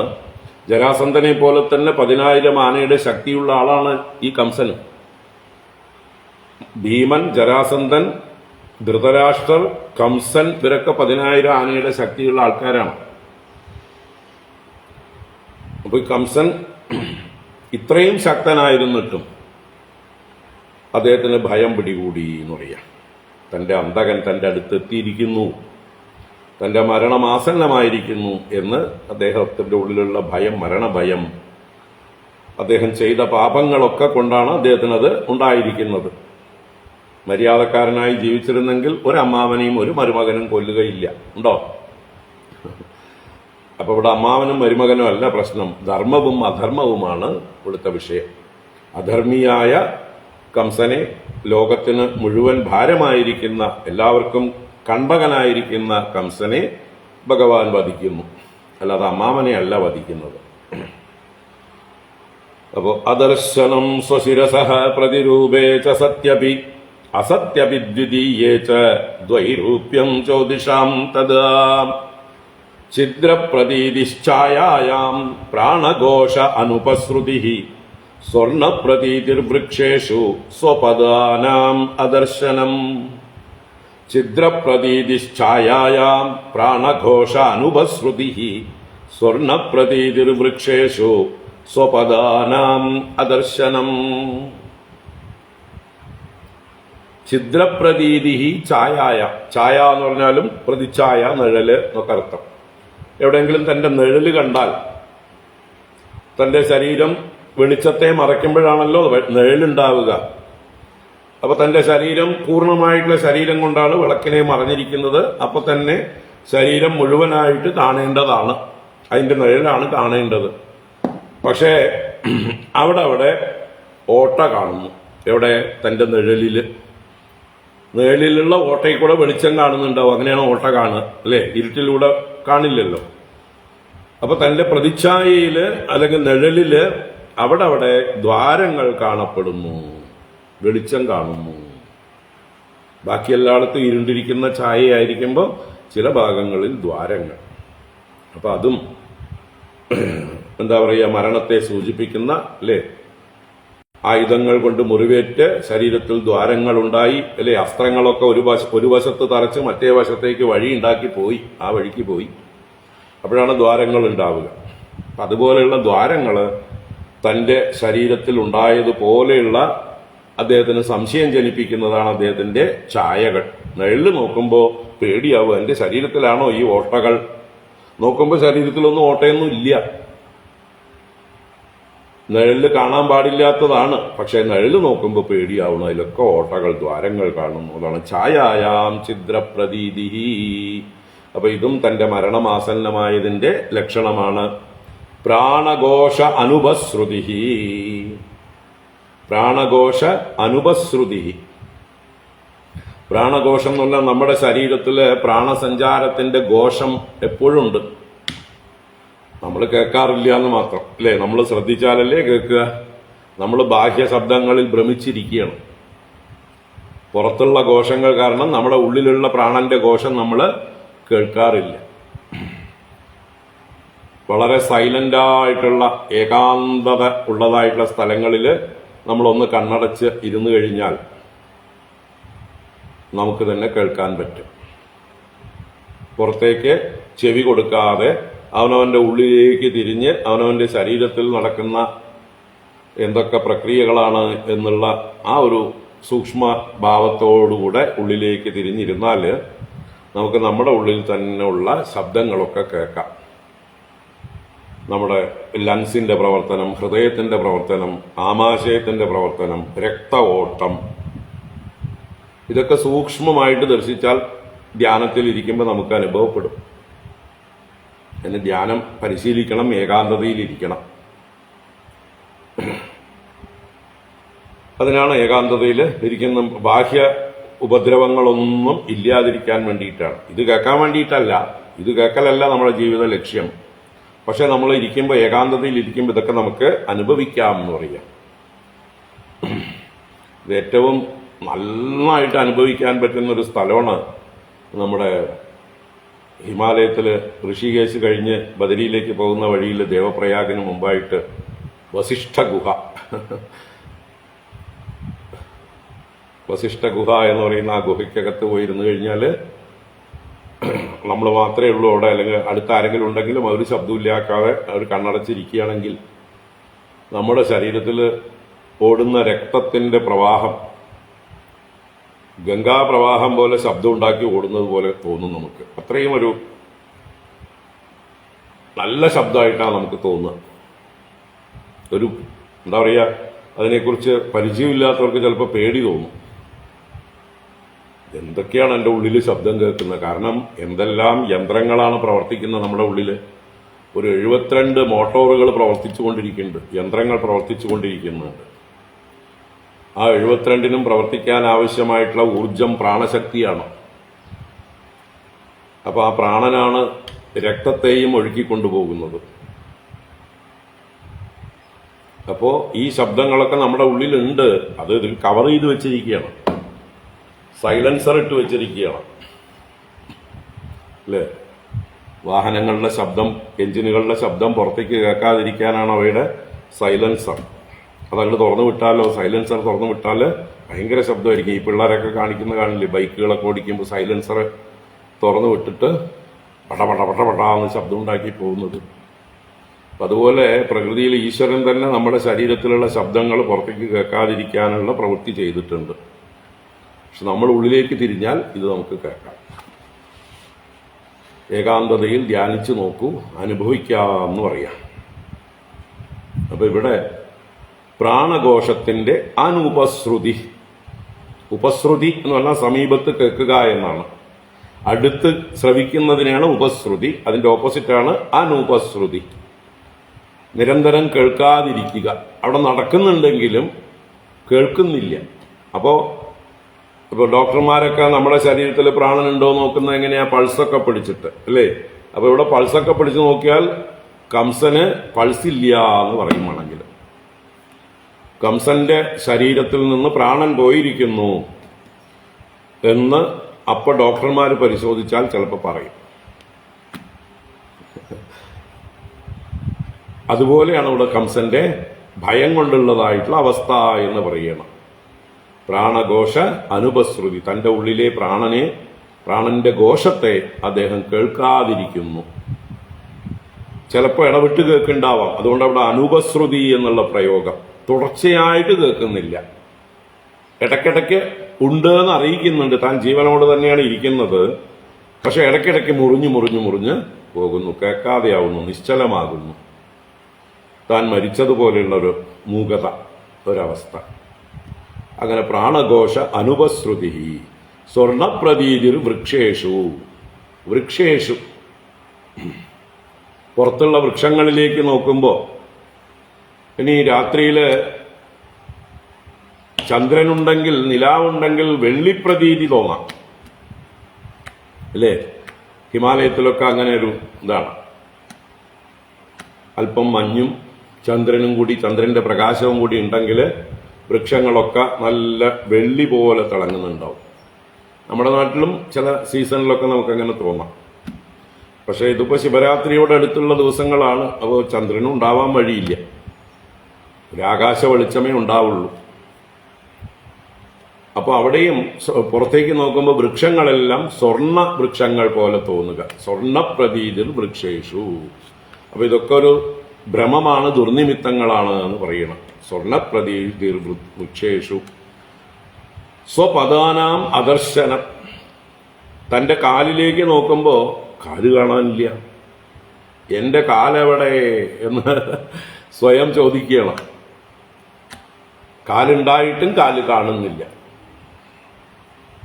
അപ്പൊ സ്വപദാന, തൻ്റെ സ്വന്തം പാദങ്ങളുടെ അദർശനം, ദർശിക്കാതിരിക്കൽ, കാലില്ലാതിരിക്കുന്നവനായിട്ട് സ്വയം തോന്നുക. ചിലപ്പോൾ താൻ നടക്കുന്നുണ്ടാവും, നടക്കുന്ന തൻ്റെ കാല് കാണുന്നില്ല. താൻ എങ്ങനെയാണ് നടക്കണം? വല്ല പ്രേതത്തെ പോലെ ആകാശം, അല്ലെ, നിലത്ത് മുട്ടാതെ നടക്കുക. പ്രേതങ്ങളൊക്കെ അങ്ങനെയുള്ളൂ, പ്രേതങ്ങളുടെ കാല് കാണില്ല. പ്രേതങ്ങൾ അന്തരീക്ഷത്തിൽ ഇങ്ങനെ, അല്ലേ, പാറി നടക്കുന്നത് പോലെ നടക്കുന്നതാണ്, നിലം തൊടാതെയാണ് നടക്കുക. അപ്പൊ അതുപോലെയാണ് ഇപ്പോൾ കംസന്റെ അവസ്ഥ, ഒരു പ്രേതാവസ്ഥയെ പ്രാപിച്ചതുപോലെ എന്ന് പറയാം. സ്വപദാനാം അദർശനം. അപ്പൊ ഈ രണ്ട് ശ്ലോകങ്ങൾ അദ്ദേഹം ജാഗ്രത്തിൽ തന്നെ, ഉറക്കം വരാതെ തുറന്നിരിക്കുമ്പോൾ തന്നെ, കണ്ണ് തുറന്നിരിക്കുമ്പോൾ തന്നെ കാണുന്നതായിട്ടുള്ള ദർശനങ്ങളാണ്. അടുത്ത ശ്ലോകത്തിൽ അദ്ദേഹം സ്വപ്നത്തിൽ കാണുന്ന ദർശനങ്ങളാണ്. സ്വപ്നേ പ്രേതപരിഷ്വംഗ ഘരയാനം വിഷാദനം യായാന്നളതമാല്യേക തൈലാഭ്യക്തോ ദിഗംബരഃ. സ്വപ്നേ പ്രേതപരിഷ്വംഗ ഘരയാനം വിഷാദനം യായാന്നളതമാല്യേക തൈലാഭ്യക്തോ ദിഗംബരഃ. സ്വപ്നേ, സ്വപ്നാവസ്ഥയിൽ, പ്രേതപരിഷ്വംഗ, പ്രേതം എന്ന് പറഞ്ഞാൽ മരിച്ചുപോയ ആളുകൾ, ശവശരീരങ്ങൾ ഒക്കെ വന്ന് തന്നെ പരിഷ്വംഗം ചെയ്യുന്നു. കണ്ണടച്ച് ഉറങ്ങാന്ന് വിചാരിച്ച് കിടക്കുമ്പോൾ സ്വപ്നത്തില് മരിച്ചുപോയ ആളുകളൊക്കെ വന്ന് തന്നെ ആലിംഗനം ചെയ്യുന്നു. പരിഷ്വംഗം, ആലിംഗനം. അപ്പൊ പ്രേതങ്ങൾ വന്ന് ആലിംഗനം ചെയ്യുന്നു, ശവശരീരങ്ങളൊക്കെ വന്ന് തന്നെ കെട്ടിപ്പിടിക്കുന്നു. ഇങ്ങനെയുള്ള ഭയാനകമായിട്ടുള്ള ദൃശ്യങ്ങൾ കാണുകയാണ്. സ്വപ്നേ പ്രേതപരിഷ്വം ഖരയാനം, സ്വപ്നത്തിൽ കാണുകയാണ് കഴുതപ്പുറത്ത് താൻ സഞ്ചരിക്കുന്നത്. യാനം എന്ന് പറഞ്ഞാൽ വാഹനം, ഖരം കഴുത. അപ്പൊ കഴുതവാഹനത്തിൽ താൻ സഞ്ചരിക്കുന്നതായിട്ട്, കഴുതപ്പുറത്ത് പോകുന്നതായിട്ട്. മര്യാദയ്ക്ക് രഥവും കുതിരകളും ഒക്കെ ഉള്ള ആളാണ്, ആനയൊക്കെ ഉള്ള ആളാണ്. അയാള് കഴുതപ്പുറത്ത് പോകുന്നതായിട്ടാണ് സ്വപ്നം കാണുന്നത്. ഇതും ദുർനിമിത്തമാണ്. വിഷാദനം, വിഷം അത്തീരി വിഷാദനം, വിഷത്തെ ഭുജിക്കുന്നത് പോലെ, താൻ എന്തോ ഭക്ഷണമാണെന്ന് കരുതി വിഷം ഭുജിച്ച് മരിക്കുന്നത് പോലെയൊക്കെയുള്ളതായിട്ടുള്ള ദർശനങ്ങൾ. സ്വപ്നത്തിൽ വിഷം ഭുജിക്കുന്നതും. യായാത് നളതമാലീ ഏകഹ, ഏകഹ ഒറ്റയ്ക്ക്, വേറാരും പരിവാരങ്ങളൊന്നും കൂടെ ഇല്ലാതെ, നളതമാലീ. നളതമാലീ എന്ന് പറഞ്ഞാല് നളതം, മാലയായി ധരിച്ചിരിക്കുന്ന. നളതം എന്ന് പറഞ്ഞാല് ചെമ്പരത്തിപ്പൂവിന്റെ പര്യായമാണ്. ജപാകുസുമം, നളതം എന്നൊക്കെയുള്ളത് ചെമ്പരത്തിപ്പൂവിന്റെ പര്യായം. അപ്പൊ ചെമ്പരത്തിപ്പൂ കൊണ്ടുള്ള മാല അത് ധരിച്ചിട്ടുണ്ട്.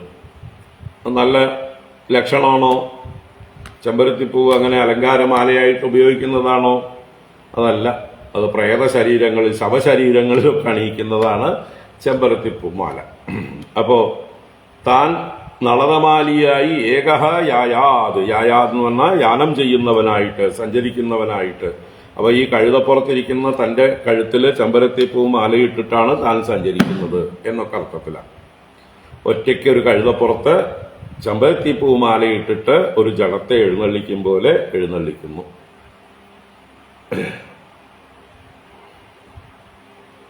യായാത് നളതമാലി ഏകഹ. തൈലാഭ്യക്തോ ദിഗംബരഃ. ദിഗംബരഃ വസ്ത്രമില്ല, നഗ്നനായിട്ട്, തൈല അഭ്യക്ത ശരീരം മുഴുവൻ എണ്ണ തേച്ചവനായിട്ട്. അപ്പൊ താൻ സ്വയം എണ്ണയിൽ കുളിച്ച് നഗ്നനായിട്ട് തന്നെ കാണുകയാണ്.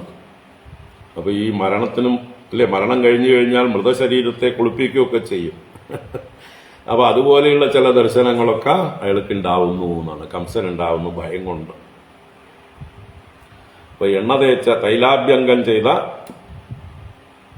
നഗ്നനായിട്ടുള്ള ശരീരത്തോടുകൂടി ഒറ്റയ്ക്ക് ചെമ്പരത്തിപ്പൂ മാല ധരിച്ചുകൊണ്ട് കഴുതപ്പുറത്ത് പോകുന്നു. ഇങ്ങനെയൊക്കെയുള്ള ദർശനം അദ്ദേഹത്തിന് ഉണ്ടാവുകയാണ് ഇപ്പോൾ സ്വപ്നത്തില്. അപ്പൊ എല്ലാം ദുർനിമിത്തങ്ങള്, എല്ലാം തനിക്ക് വരാൻ പോകുന്നതായിട്ടുള്ള മരണത്തെ, ആപത്തിനെ സൂചിപ്പിക്കുന്നവയാണ്. ഇതുപോലെയുള്ള ഇനിയും അനേകം ലക്ഷണങ്ങൾ അദ്ദേഹം കണ്ടു എന്ന് അടുത്ത ശ്ലോകത്തിൽ പറഞ്ഞ് കൺക്ലൂഡ് ചെയ്യണം. അന്യാനി ചേത്തം ഭൂതാനി സ്വപ്നജാഗരിതാനി ച പശ്യൻ മരണസന്ത്രസ്തോ നിദ്രാം ലേഭേന ചിന്തയാം. അന്യാനി ചേത്തം ഭൂതാനി സ്വപ്നജാഗരിതാനി ച പശ്യൻ മരണസന്ത്രസ്തോ നിദ്രാം ലേഭേന ചിന്തയാം. ഇങ്ങനെ ഇത്തം ഭൂതാനി അന്യാനി, ഇങ്ങനെയൊക്കെ ഭവിക്കുന്ന അന്യങ്ങളായിട്ടുള്ള സ്വപ്ന ജാഗരിതാനി, സ്വപ്നാവസ്ഥയിലും ജാഗ്രതാവസ്ഥയിലും കാണപ്പെടുന്നതായിട്ടുള്ള ദുർനിമിത്തങ്ങൾ, ദുർനിമിത്താനി എന്നും കൂടി ചേർക്കേണ്ടതാണ്. അപ്പൊ ഇത്തം ഭൂതാനി സ്വപ്നജാഗരിതാനി അന്യാനി ദുർനിമിത്താനി പശ്യന്, കണ്ടിട്ട്, മരണസന്ത്രസ്ത, മരണത്തെക്കുറിച്ചുള്ള ഭയം ഉണ്ടായിട്ട് വിറയ്ക്കുന്നവനായിട്ട്, നടുങ്ങുന്നവനായിട്ട് എന്നൊക്കെ അർത്ഥം.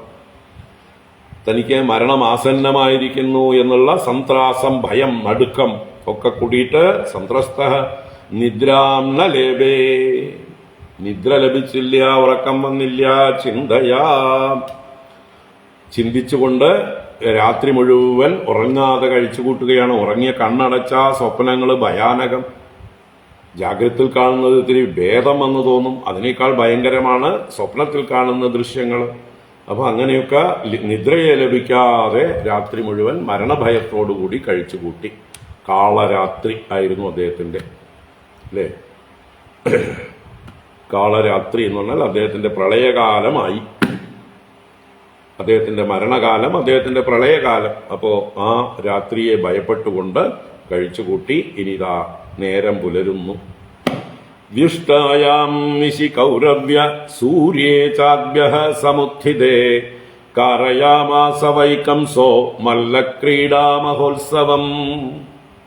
വ്യുഷ്ടായാം നിശി കൗരവ്യ സൂര്യേ ചാദ്ഭ്യഃ സമുത്ഥിതേ കാരയാമാസ വൈകംസോ മല്ലക്രീഡാ മഹോത്സവം. ഹേ കൗരവ്യ, കുരുവംശത്തിൽ പിറന്നവനെ, പരീക്ഷിത്ത് രാജാവേ എന്ന് ശുഖബ്രഹ്മർഷി സംബോധന ചെയ്യുന്നതാണ് കൗരവ്യ. അല്ലയോ കൗരവ്യ, നിശി വ്യുഷ്ടായാം സത്യ, നിശി വ്യുഷ്ട, നിശാവ്യുഷ്ട. വ്യുഷ്ട എന്ന് പറഞ്ഞാൽ വിശേഷേണ ഉത്ഥാനം ചെയ്തവളായി നിർത്തണം. ഉത്ഥാനം ചെയ്യുക, സ്ഥ എന്നുള്ള ധാതുവിന്റെ രൂപാന്തരങ്ങളാണ് ഇതെല്ലാം. അപ്പോ ഉത്ഥാനം ചെയ്യുക എന്ന് പറഞ്ഞാൽ ഉണരുക. രാത്രി പുലർന്നപ്പോൾ, രാത്രി ഉണർന്നപ്പോൾ, നിശിവിഷ്ടായാം രാത്രി കഴിഞ്ഞപ്പോൾ, സൂര്യേച്ച അദ്ഭ്യഃ സമുത്തിതേ സതി.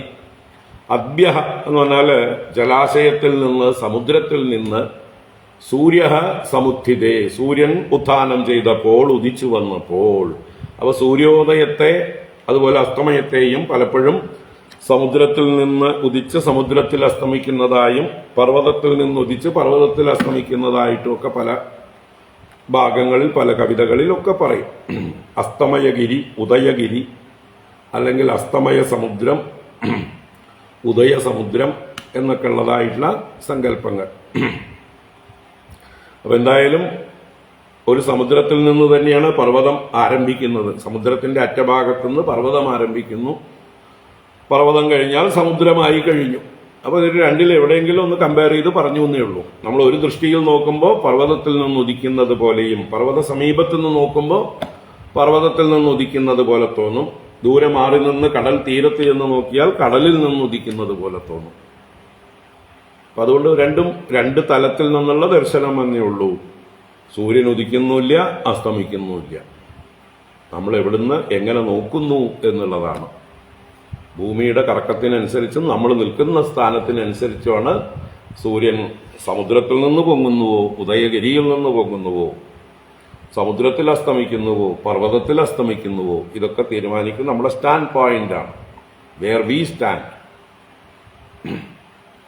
അപ്പൊ അതുകൊണ്ട് അത് സൂര്യനെ ബാധിക്കുന്നില്ല. സൂര്യൻ ഉദിക്കുന്നുമില്ല, അസ്തമിക്കുന്നുമില്ല. അപ്പൊ അതുകൊണ്ട് ഇതൊരു കവി ഭാവനയാണ്, കവി പ്രയോഗമാണ് എന്ന് പറയാം. നമ്മുടെ കാവ്യങ്ങളിലൊക്കെ ഇതിങ്ങനെ കാണാം. അപ്പൊ അതിന്റെ പേരിൽ നമ്മൾ തർക്കിക്കേണ്ട യാതൊരു കാര്യമില്ല എന്നർത്ഥം. എന്താ അത് പല ഭാഗത്തും പർവ്വതത്തിൽ നിന്ന് ഉദിക്കുന്നതായിട്ട് പറയണു, ചില ഭാഗത്ത് സമുദ്രത്തിൽ നിന്ന്. നമ്മുടെ ഈ മുമ്പ് പറഞ്ഞ ഋഷീശ്വരന്മാർക്കൊന്നും ഒരു വിവരവും ഇല്ല തോന്നുന്നു. അവർ തന്നെ പരസ്പര വിരുദ്ധമായിട്ടൊക്കെ പറയണു എന്നൊക്കെ തോന്നും.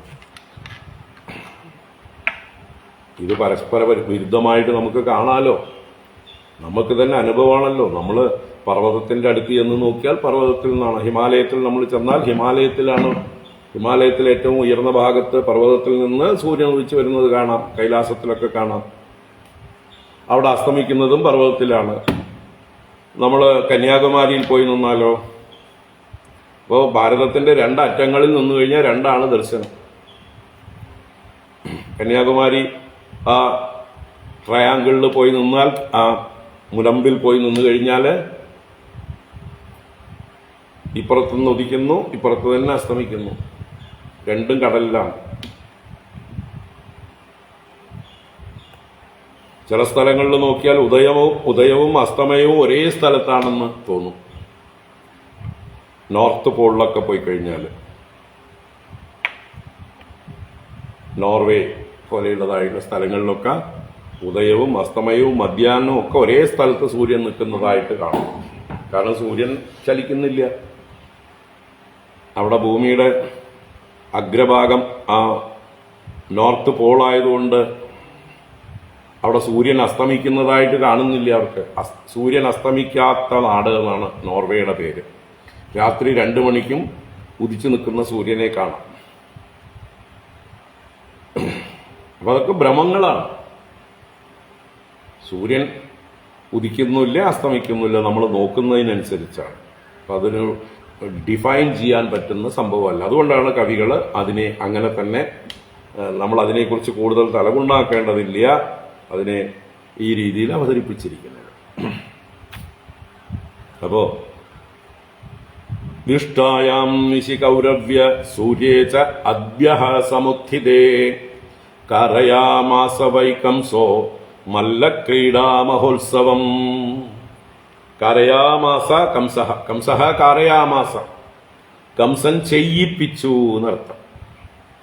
കംസൻ ചെയ്തു എന്നല്ല, കംസഃ അകരോത് എന്ന് പറയും. കംസൻ ചെയ്തു. ഇത് കാരയാമാസ, ചെയ്യിപ്പിച്ചു എന്നർത്ഥം. ആരെ കൊണ്ട് ചെയ്യിപ്പിച്ചു? ഭൃത്യന്മാരെ കൊണ്ട് ചെയ്യിപ്പിച്ചു. തന്റെ മന്ത്രിമാര്, സേനാനായകന്മാര്, മറ്റ് ഭൃത്യന്മാര് എല്ലാവരെയും വിളിച്ച് ആജ്ഞാപിച്ചു, വേഗം ആവട്ടെ, കാര്യങ്ങളൊക്കെ നടക്കട്ടെ, മല്ലക്രീഡാ മഹോത്സവം ആരംഭിക്കട്ടെ, അതിന് വേണ്ട ഒരുക്കങ്ങളൊക്കെ നിങ്ങൾ വേഗം ചെയ്തു കൊടുക്കൂ, മഞ്ചമെല്ലാം ഒരുങ്ങണം, എല്ലാം അടിച്ചുവാരി തളിച്ച് വൃത്തിയാക്കി അലങ്കാരങ്ങളൊക്കെ ചാർത്ത് റെഡിയാക്കണം, എല്ലാവരും വന്നു കഴിഞ്ഞാൽ അവരെയൊക്കെ ഇരിക്കാനുള്ള സ്ഥാനങ്ങളൊക്കെ വ്യവസ്ഥ ചെയ്യണം. ഇതൊക്കെ മുമ്പ് തലേദിവസം തന്നെ എല്ലാം റെഡിയായിരിക്കും, എങ്കിലും ഒന്നുകൂടെ അതിനെ അവസാനമായിട്ട് തയ്യാറാക്കണം. അപ്പൊ ഇതാണ് കംസഃ മല്ലക്രീഡാ മഹോത്സവം കാരയാമാസ.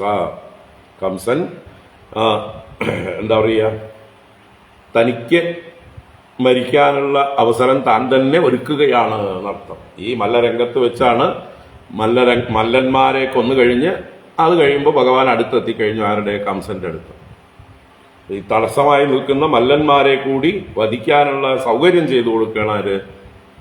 കംസൻ തന്നെ. തന്റെ മരണകാലമാകുമ്പോൾ അല്ലെ, വിനാശകാലേ വിപരീത ബുദ്ധി എന്ന് പറയും പോലെ തന്റെ മരണത്തിന് താൻ തന്നെ വഴിയൊരുക്കുകയാണ് ഈ മല്ലരംഗം, മല്ലയുദ്ധം.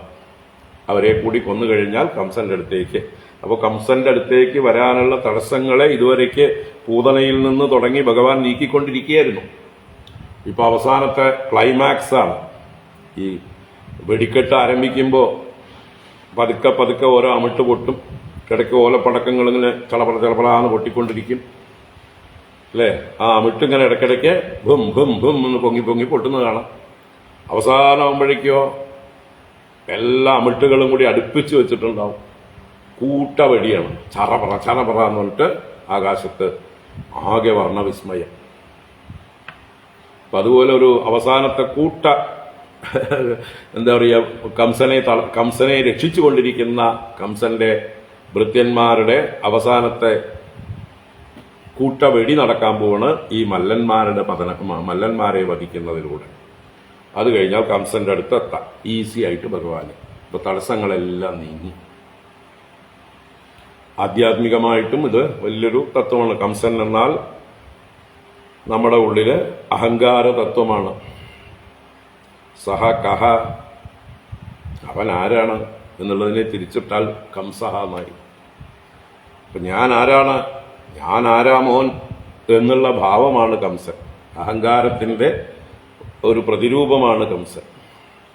ആ അഹങ്കാരത്തെ രക്ഷിക്കുന്ന വിവിധ വൃത്തികളാണ് ഈ പറഞ്ഞ മല്ലന്മാരും പൂതനാദികളും ഒക്കെ. കാമം, ക്രോധം, ലോഭം, മോഹം, മതം, മാത്സര്യം മുതലായിട്ടുള്ള നമ്മുടെ ഉള്ളിൽ തന്നെ നമ്മുടെ അഹങ്കാരത്തെ പ്രൊട്ടക്ട് ചെയ്യുന്ന ഒരുപാട് നമ്മുടെ ദുശീലങ്ങളുണ്ട്, ദുസ്വഭാവങ്ങളുണ്ട്. ഇതൊക്കെ നശിച്ചാലേ അഹങ്കാരത്തെ നശിപ്പിക്കാൻ സാധിക്കുള്ളൂ. കാരണം ഇതാണ് നമ്മുടെ ഈ അഹങ്കാരത്തെ എപ്പോഴും സംരക്ഷിച്ചുകൊണ്ടിരിക്കുന്ന ശക്തികൾ. അപ്പൊ നമുക്ക് രക്ഷപ്പെടണോ, നമ്മുടെ അഹങ്കാരത്തെ നശിപ്പിക്കണോ, അഹങ്കാരത്തെ ഭഗവാനോട് ചേർക്കണോ, എന്ത് വേണം? ആദ്യം ഈ പറഞ്ഞ ദുശീലങ്ങളെയൊക്കെ നശിപ്പിക്കണം. രാഗദ്വേഷങ്ങൾ, അതിന്റെ ഫലമായിട്ടുള്ള കാമക്രോധ ലോഭമോഹ മത മാത്സര്യാദി ദോഷങ്ങളെ, ശത്രുക്കളെയൊക്കെ നിഗ്രഹിച്ചാൽ മാത്രമേ ഈ അഹങ്കാരമാകുന്ന മഹാശത്രുവിനെ സ്പർശിക്കാൻ പറ്റുള്ളൂ, അയാളെ വധിക്കാൻ പറ്റുള്ളൂ. അപ്പോഴാണ് പൂർണ്ണ വിജയം നമുക്ക് ഉണ്ടാകുന്നത്. സ്വരാജ്യ സാമ്രാജ്യ പ്രാപ്തി. ശ്രീകൃഷ്ണൻ കംസവധത്തോടുകൂടി തന്റെ ആ മധുരാപുരിയുടെ സിംഹാസനത്തിന്റെ അധിപനായി മാറുകയാണ്. പക്ഷെ ഭഗവാൻ ഉഗ്രസേനനെ മോചിപ്പിച്ച് അദ്ദേഹത്തെ തന്നെ രാജാവാക്കി വാഴിക്കുന്നു. ഉഗ്രസേനനോ ഭഗവാന് വിധേയനാണ്. അവിടെയുള്ളവരെല്ലാം, ബാക്കിയുള്ളവരെല്ലാം ഭഗവാൻ പറഞ്ഞതനുസരിച്ച് ഭഗവാന് വിധേയരായി പ്രവർത്തിക്കുന്നവരാണ്. അപ്പൊ ഇങ്ങനെയുള്ള ആധ്യാത്മിക തത്വങ്ങളുടെ ഓരോരോ സൂക്ഷ്മ സൂചനകളാണ് ഈ കംസവധവും അതിനെ ചുറ്റിപ്പറ്റിയുള്ള ആളുകളുടെ വധങ്ങളും ഒക്കെ എന്ന് പറയും. എന്തായാലും കംസൻ തന്നെ വധിക്കാനുള്ള സൗകര്യം ഭഗവാന് ചെയ്തു കൊടുക്കുകയാണ് ഈ മല്ലരംഗ ഒരുക്കത്തിലൂടെ എന്ന് പറയുക. കാരയാമാസ വൈ കംസോ മല്ലക്രീഡാ മഹോത്സവം. ആനർച്ചുഹു പുരുഷാരംഗം തൂര്യഭേര്യശ്ച ജഘ്നിരേ മഞ്ജാശ്ചാലങ്കൃതാസ്രഗ്ഭിഃ പതാകാചൈലതോരണൈഃ. ആനർച്ചുഹു പുരുഷാരംഗം തൂര്യഭേര്യശ്ച ജഘ്നിരേ മഞ്ജാശ്ചാലങ്കൃതാസ്രഗ്ഭിഃ പതാകാചൈലതോരണൈഃ. ആനർച്ചുഹു പുരുഷാ രംഗം. അപ്പൊ ആദ്യം ചെയ്യേണ്ടത് രംഗമൊരുക്കുകയാണ്. പുരുഷാഹ കംസപുരുഷാഹ കംസഭൃത്യാഹ. അപ്പൊ കംസന്റെ ഭൃത്യന്മാരായ പുരുഷന്മാര് രംഗം ആനർച്ചുഹു. രംഗം ആനർച്ചു എന്ന് പറഞ്ഞാൽ രംഗത്തെ അർച്ചിച്ചു, പൂജിച്ചു എന്നൊക്കെ. നമ്മളെ പൂജിക്കുക എന്ന് പറഞ്ഞാല് അതിനെ വേണ്ട പോലെ സൽക്കരിക്കാൻ ഒരുക്കുക, രംഗത്തിന് വേണ്ടതായിട്ടുള്ള കാര്യങ്ങളൊക്കെ ചെയ്യുക എന്നർത്ഥം. അപ്പൊ അടിച്ചു തളിച്ച് വൃത്തിയാക്കലും ഇരിപ്പിടങ്ങളൊക്കെ വേണ്ട പോലെ സജ്ജീകരിക്കലും അതുപോലെ അലങ്കാരങ്ങളൊക്കെ ഒരുക്കലും കൊലവാഴകളും തോരണങ്ങളും എല്ലാം ഒരുക്കലാണ്. അതാണ് അത് പിന്നെ പറയുന്നുണ്ട്, പതാക ചൈല തോരണ എന്നൊക്കെ പറയുന്നുണ്ട്. അപ്പൊ ആദ്യം രംഗത്തെ വേണ്ട പോലെ ശുദ്ധീകരിച്ച് ഒരുക്കണം. രംഗം ആനർച്ചുഹു പുരുഷാഹ തൂര്യഭേര്യശ്ച ജഗ്നിരി. അപ്പൊ അതിന് നിയുക്തരായിട്ടുള്ള ആളുകൾ, തൂര്യങ്ങൾ, ഭേരികൾ എന്ന് പറഞ്ഞാൽ വാദ്യങ്ങളുടെ പലതരത്തിലുള്ള പേരുകളാണ് തൂര്യങ്ങൾ, ഭേരികൾ. ഭേരികൾ എന്ന് പറഞ്ഞാൽ വലിയ ശബ്ദം ഉണ്ടാക്കുന്നതായിട്ടുള്ള പെരുമ്പറകളും, തൂര്യങ്ങൾ എന്ന് പറഞ്ഞാൽ മറ്റ് ചെറിയ ഡ്രംസ്, ഇതൊക്കെയാണ് ചെറിയ മേളങ്ങൾ. ഇതെല്ലാം ജഗ്നിരെ ഹനിക്കപ്പെട്ടു, പ്രഹരിക്കപ്പെട്ടു, ശബ്ദമുണ്ടാക്കപ്പെട്ടു. നാട്ടുകാരെ വിളിച്ചറിയിക്കുന്ന കേളികൊട്ട് അല്ലെ, ഏതൊരു കാര്യം നടക്കുമ്പോഴും കേളികൊട്ടും.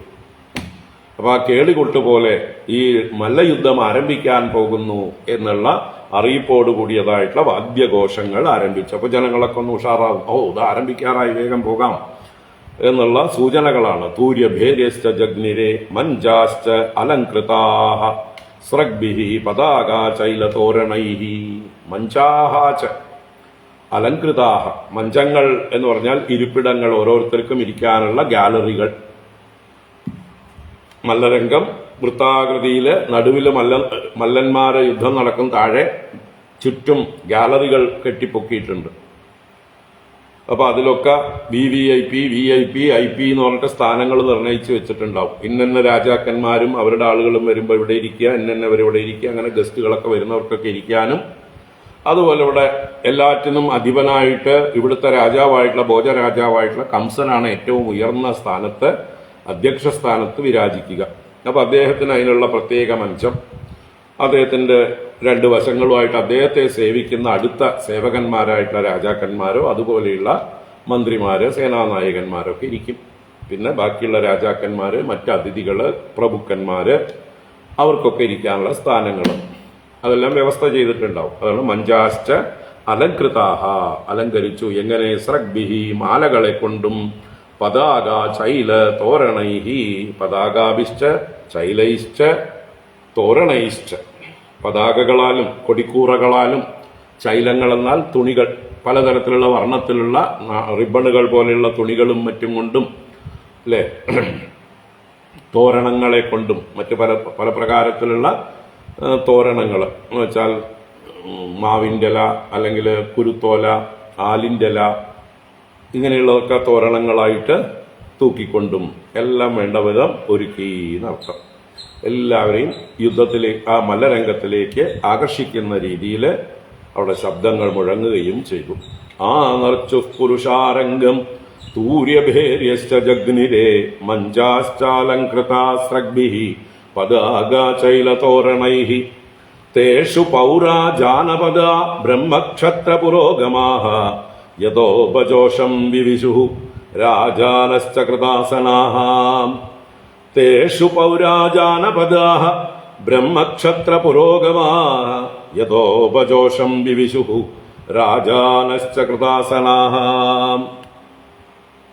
തേഷു എന്ന മഞ്ചേഷു എന്നർത്ഥം. അതാത് മഞ്ചങ്ങളിൽ പൗരാഹ, പൗരന്മാരെന്ന് പറഞ്ഞാൽ പുരത്തിൽ വസിക്കുന്നവർ, പട്ടണത്തിൽ വസിക്കുന്നവർ പൗരന്മാര്. ജാനപദാഹ, ജനപദങ്ങളിൽ വസിക്കുന്നവർ, സബർബൻസിൽ വസിക്കുന്നവരാണ് ജാനപദാഹ.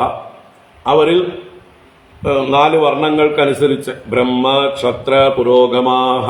അപ്പോ ബ്രാഹ്മണർക്ക് വിശിഷ്ടങ്ങളായിട്ടുള്ള സ്ഥാനങ്ങൾ കൽപ്പിച്ചിട്ടുണ്ട്, ക്ഷത്രിയന്മാർക്ക് പ്രത്യേക സ്ഥാനങ്ങളുണ്ട്. അവരെ മുൻനിർത്തിക്കൊണ്ട് പുരോഗമ, അവർ മുമ്പേ ഗമിക്കുന്നു. അവരുടെ അനുയായികളായിട്ടുള്ള ആളുകള്, അതുപോലെ വൈശ്യശൂദ്രാദികള് ഒക്കെ അവരവർക്കൊക്കെ പ്രത്യേക മഞ്ചങ്ങൾ. അപ്പോ യഥാസ്ഥാനം ഇന്നിടത്ത് ഇന്നവരിയ്ക്കുക എന്നുള്ള വ്യവസ്ഥകളൊക്കെ ഉണ്ട്. അതൊക്കെ നോക്കാനുള്ള ആൾക്കാരൊക്കെ ഉണ്ട്. അപ്പൊ തേഷു പൗരാജാനപദ ബ്രഹ്മക്ഷത്ര പുരോഗമാഹ യഥാ ഉപജോഷം വിവിശുഹു. യഥാ ഉപജോഷം എങ്ങനെയായാൽ അവർക്ക് ആസ്വദിക്കാൻ പറ്റുമോ, ഉപജോഷിക്കുക എന്ന് പറഞ്ഞാൽ സന്തോഷിക്കുക, ആസ്വദിക്കുക, എൻജോയ് ചെയ്യുക. അപ്പൊ അവർക്ക് എവിടെ ഇരുന്നാൽ ഈ മല്ലരംഗം, മല്ലയുദ്ധം കണ്ടുകൊണ്ട് ആസ്വദിക്കാമോ ആ രീതിയിൽ ഉപജോഷിക്കാൻ പാകത്തിന് എന്നർത്ഥം. യഥോപജോഷം സുഖമായിട്ട് വിവിശുഹു പ്രവേശിച്ചു. വിവിശുഹു എന്നുള്ളത് സന്ധി വന്നപ്പോഴാണ് വിവിശൂന്ന് ദീർഘം വരുന്നത്. നമ്മൾ പിരിച്ചു വായിക്കുമ്പോൾ വിവിശുഹു, ഒന്നിച്ചു വായിക്കണമെങ്കിൽ യഥോപജോഷം വിവിശൂരാജാനശ്ച കൃതാസനഃ അങ്ങനെ വായിക്കണം. തിരിച്ചു വായിക്കുമ്പോൾ വിവിശുഹു എന്ന് മതി. അതാണ് വാക്ക്. എല്ലാവരും പ്രവേശിച്ചു, എല്ലാവരും യഥാസ്ഥാനങ്ങളിൽ ഉപവിഷ്ടരായി. രാജാനഃ ച കൃതാസനാഹ, രാജാക്കന്മാരെല്ലാം കൃതാസനാഹ ആസനങ്ങളിൽ ഇരുന്നവരായി, ആസനങ്ങളിൽ ചെയ്യപ്പെട്ട ആസനങ്ങളോടുകൂടിയവരായി എന്നർത്ഥം. ഇരുന്നു എന്നർത്ഥം. എല്ലാവരും വന്ന് ഉപവിഷ്ടരായി, ഓരോരുത്തർക്കും പ്രത്യേകം വ്യവസ്ഥ ചെയ്തിട്ടുള്ള സ്ഥാനങ്ങളിൽ എല്ലാവരും വന്ന് ഇരുന്നു എന്നർത്ഥം. കംസഃ പരിവൃതോ മാത്യൈഃ രാജമഞ്ച ഉപാവിശത് മണ്ഡലേശ്വര മധ്യസ്ഥോ ഹൃദയേന വിദൂയത. കംസഃ പരിവൃതോ മാത്യൈഃ രാജമഞ്ച ഉപാവിശത് മണ്ഡലേശ്വര മധ്യസ്ഥോ ഹൃദയേന വിദൂയത. എല്ലാവരും വന്നു കഴിയുമ്പോൾ ഏറ്റവും VIP ആയിട്ടുള്ള കംസൻ വന്നു. എങ്ങനെ വന്നു? അമാത്യൈഹി പരിവൃതഃ കംസഃ. അമാത്യന്മാരാൽ പരിവൃതനായ കംസൻ തന്റെ മന്ത്രിമാരാൽ ചുറ്റപ്പെട്ട് സേവിക്കപ്പെട്ടവനായിട്ട് എല്ലാവരാലും ജയ് വിളിച്ചുകൊണ്ട് കുടയും മാലവട്ടവും വെഞ്ചാമരവും ഒക്കെ പിടിച്ചുകൊണ്ട് എല്ലാ ആലവാലങ്ങളോടും കൂടി രാജകീയമായിട്ടുള്ള ഒരു രീതിയിൽ കംസൻ വന്നു ചേർന്നു. അമാത്യൈ പരിവൃതഃ കംസഃ. എന്നിട്ടോ രാജമഞ്ചേ ഉപാവിശത്. അവിടെ രാജമഞ്ചേ എന്നാണ് പദം. ഉപാവിശതിന്റെ ഉകാരം വന്നപ്പോ ഏകാരം ലോപിച്ചുപോയി. രാജമഞ്ചേ ഉപാവിശത്. തന്റെ രാജമഞ്ചത്തിൽ രാജസിംഹാസനത്തിൽ അദ്ദേഹം വന്ന് ഉപവിഷ്ടനായി. ഉപാവിശത്. മണ്ഡലേശ്വര മധ്യസ്ഥ. മണ്ഡലേശ്വരന്മാരുടെ മധ്യസ്ഥിതനായിട്ട്. മണ്ഡലേശ്വരന്മാരുടെ ഓരോ മണ്ഡലങ്ങൾ ഓരോരുത്തർ തിരിച്ചു കൊടുത്തിട്ടുണ്ട്. ഓരോ ദേശവാസികൾ, ഓരോ ദേശങ്ങളാണ് ഓരോ മണ്ഡലങ്ങൾ. അപ്പൊ അതാത് ദേശങ്ങളുടെ അധിപന്മാരായിട്ടുള്ള പ്രഭുക്കന്മാരുടെ അല്ലെങ്കിൽ നാട്ടുരാജാക്കന്മാരുടെയൊക്കെ മധ്യത്തിൽ സ്ഥിതി ചെയ്യുന്നവനായിട്ട് മണ്ഡലേശ്വര മധ്യസ്ഥ. പക്ഷെ എങ്ങനെയാ ഇരുന്നത്? വിദൂയതാ ഹൃദയേന. വിദൂയതാ ഹൃദയേന. വിദൂയത എന്ന് പറഞ്ഞാല് വിറച്ചുകൊണ്ടിരിക്കുന്ന, ഭയപ്പെട്ടുകൊണ്ടിരിക്കുന്ന, വേദനിക്കുന്ന എന്നൊക്കെ അർത്ഥമാണ്. പീഡിതമായ ഹൃദയത്തോടുകൂടെ. നല്ല പേടിയുണ്ട്. തന്റെ മരണം ഏറ്റവും അടുത്തെത്തിയിരിക്കുന്നു എന്നുള്ള തോന്നലുണ്ട് അദ്ദേഹത്തിന്. ഇവരും കൂടി തന്നെ കൈവിട്ടാൽ, ഈ മല്ലന്മാരും കൂടി പരാജയപ്പെട്ടാൽ തന്റെ അന്തകൻ തന്റെ അടുത്തെത്തും, ഉറപ്പാണ്. ആകെ ഇപ്പൊ തനിക്ക് പ്രത്യാശയുള്ളത് ഈ മല്ലന്മാരിലാണ്. അവർ വേണം ഈ കൃഷ്ണനെ തന്റെ അടുത്തേക്ക് വരാതെ തന്നെ രക്ഷിക്കാനായിക്കൊണ്ട്. അത് സംഭവിക്കുവോ എന്നുള്ള, അല്ലെ, നമ്മളൊക്കെ മിനിഞ്ഞാന്ന് ക്രിക്കറ്റ് കളി കണ്ടപ്പോ ഒരു ആൻസൈറ്റി ഉണ്ടായിരുന്നു. എങ്കിലും മാറാം, എപ്പോ വേണമെങ്കിൽ ചറപറന്ന് വിക്കറ്റുകൾ വീഴാം, ഉദ്ദേശിച്ച റൺസ് എടുക്കാൻ കഴിഞ്ഞില്ല എന്ന് വരാം, എന്തും സംഭവിക്കാം. അപ്പൊ അതുപോലെ ഇവിടെയും കംസന്റെ അവസ്ഥയും തന്റെ ഭൃത്യന്മാരായിട്ടുള്ള ചാണൂര മുഷ്ടികാദികൾ പരാജയപ്പെട്ട് തന്റെ അന്തകൻ തന്റെ അടുത്തെത്തുമോ, താൻ മരിക്കുമോ, തന്റെ മരണം വന്നു ചേരുമോ എന്നുള്ള ഭയമുണ്ട്. ആ ഭയത്തോടുകൂടെ വറച്ചുകൊണ്ടാണ് ഇരിക്കുന്നത്.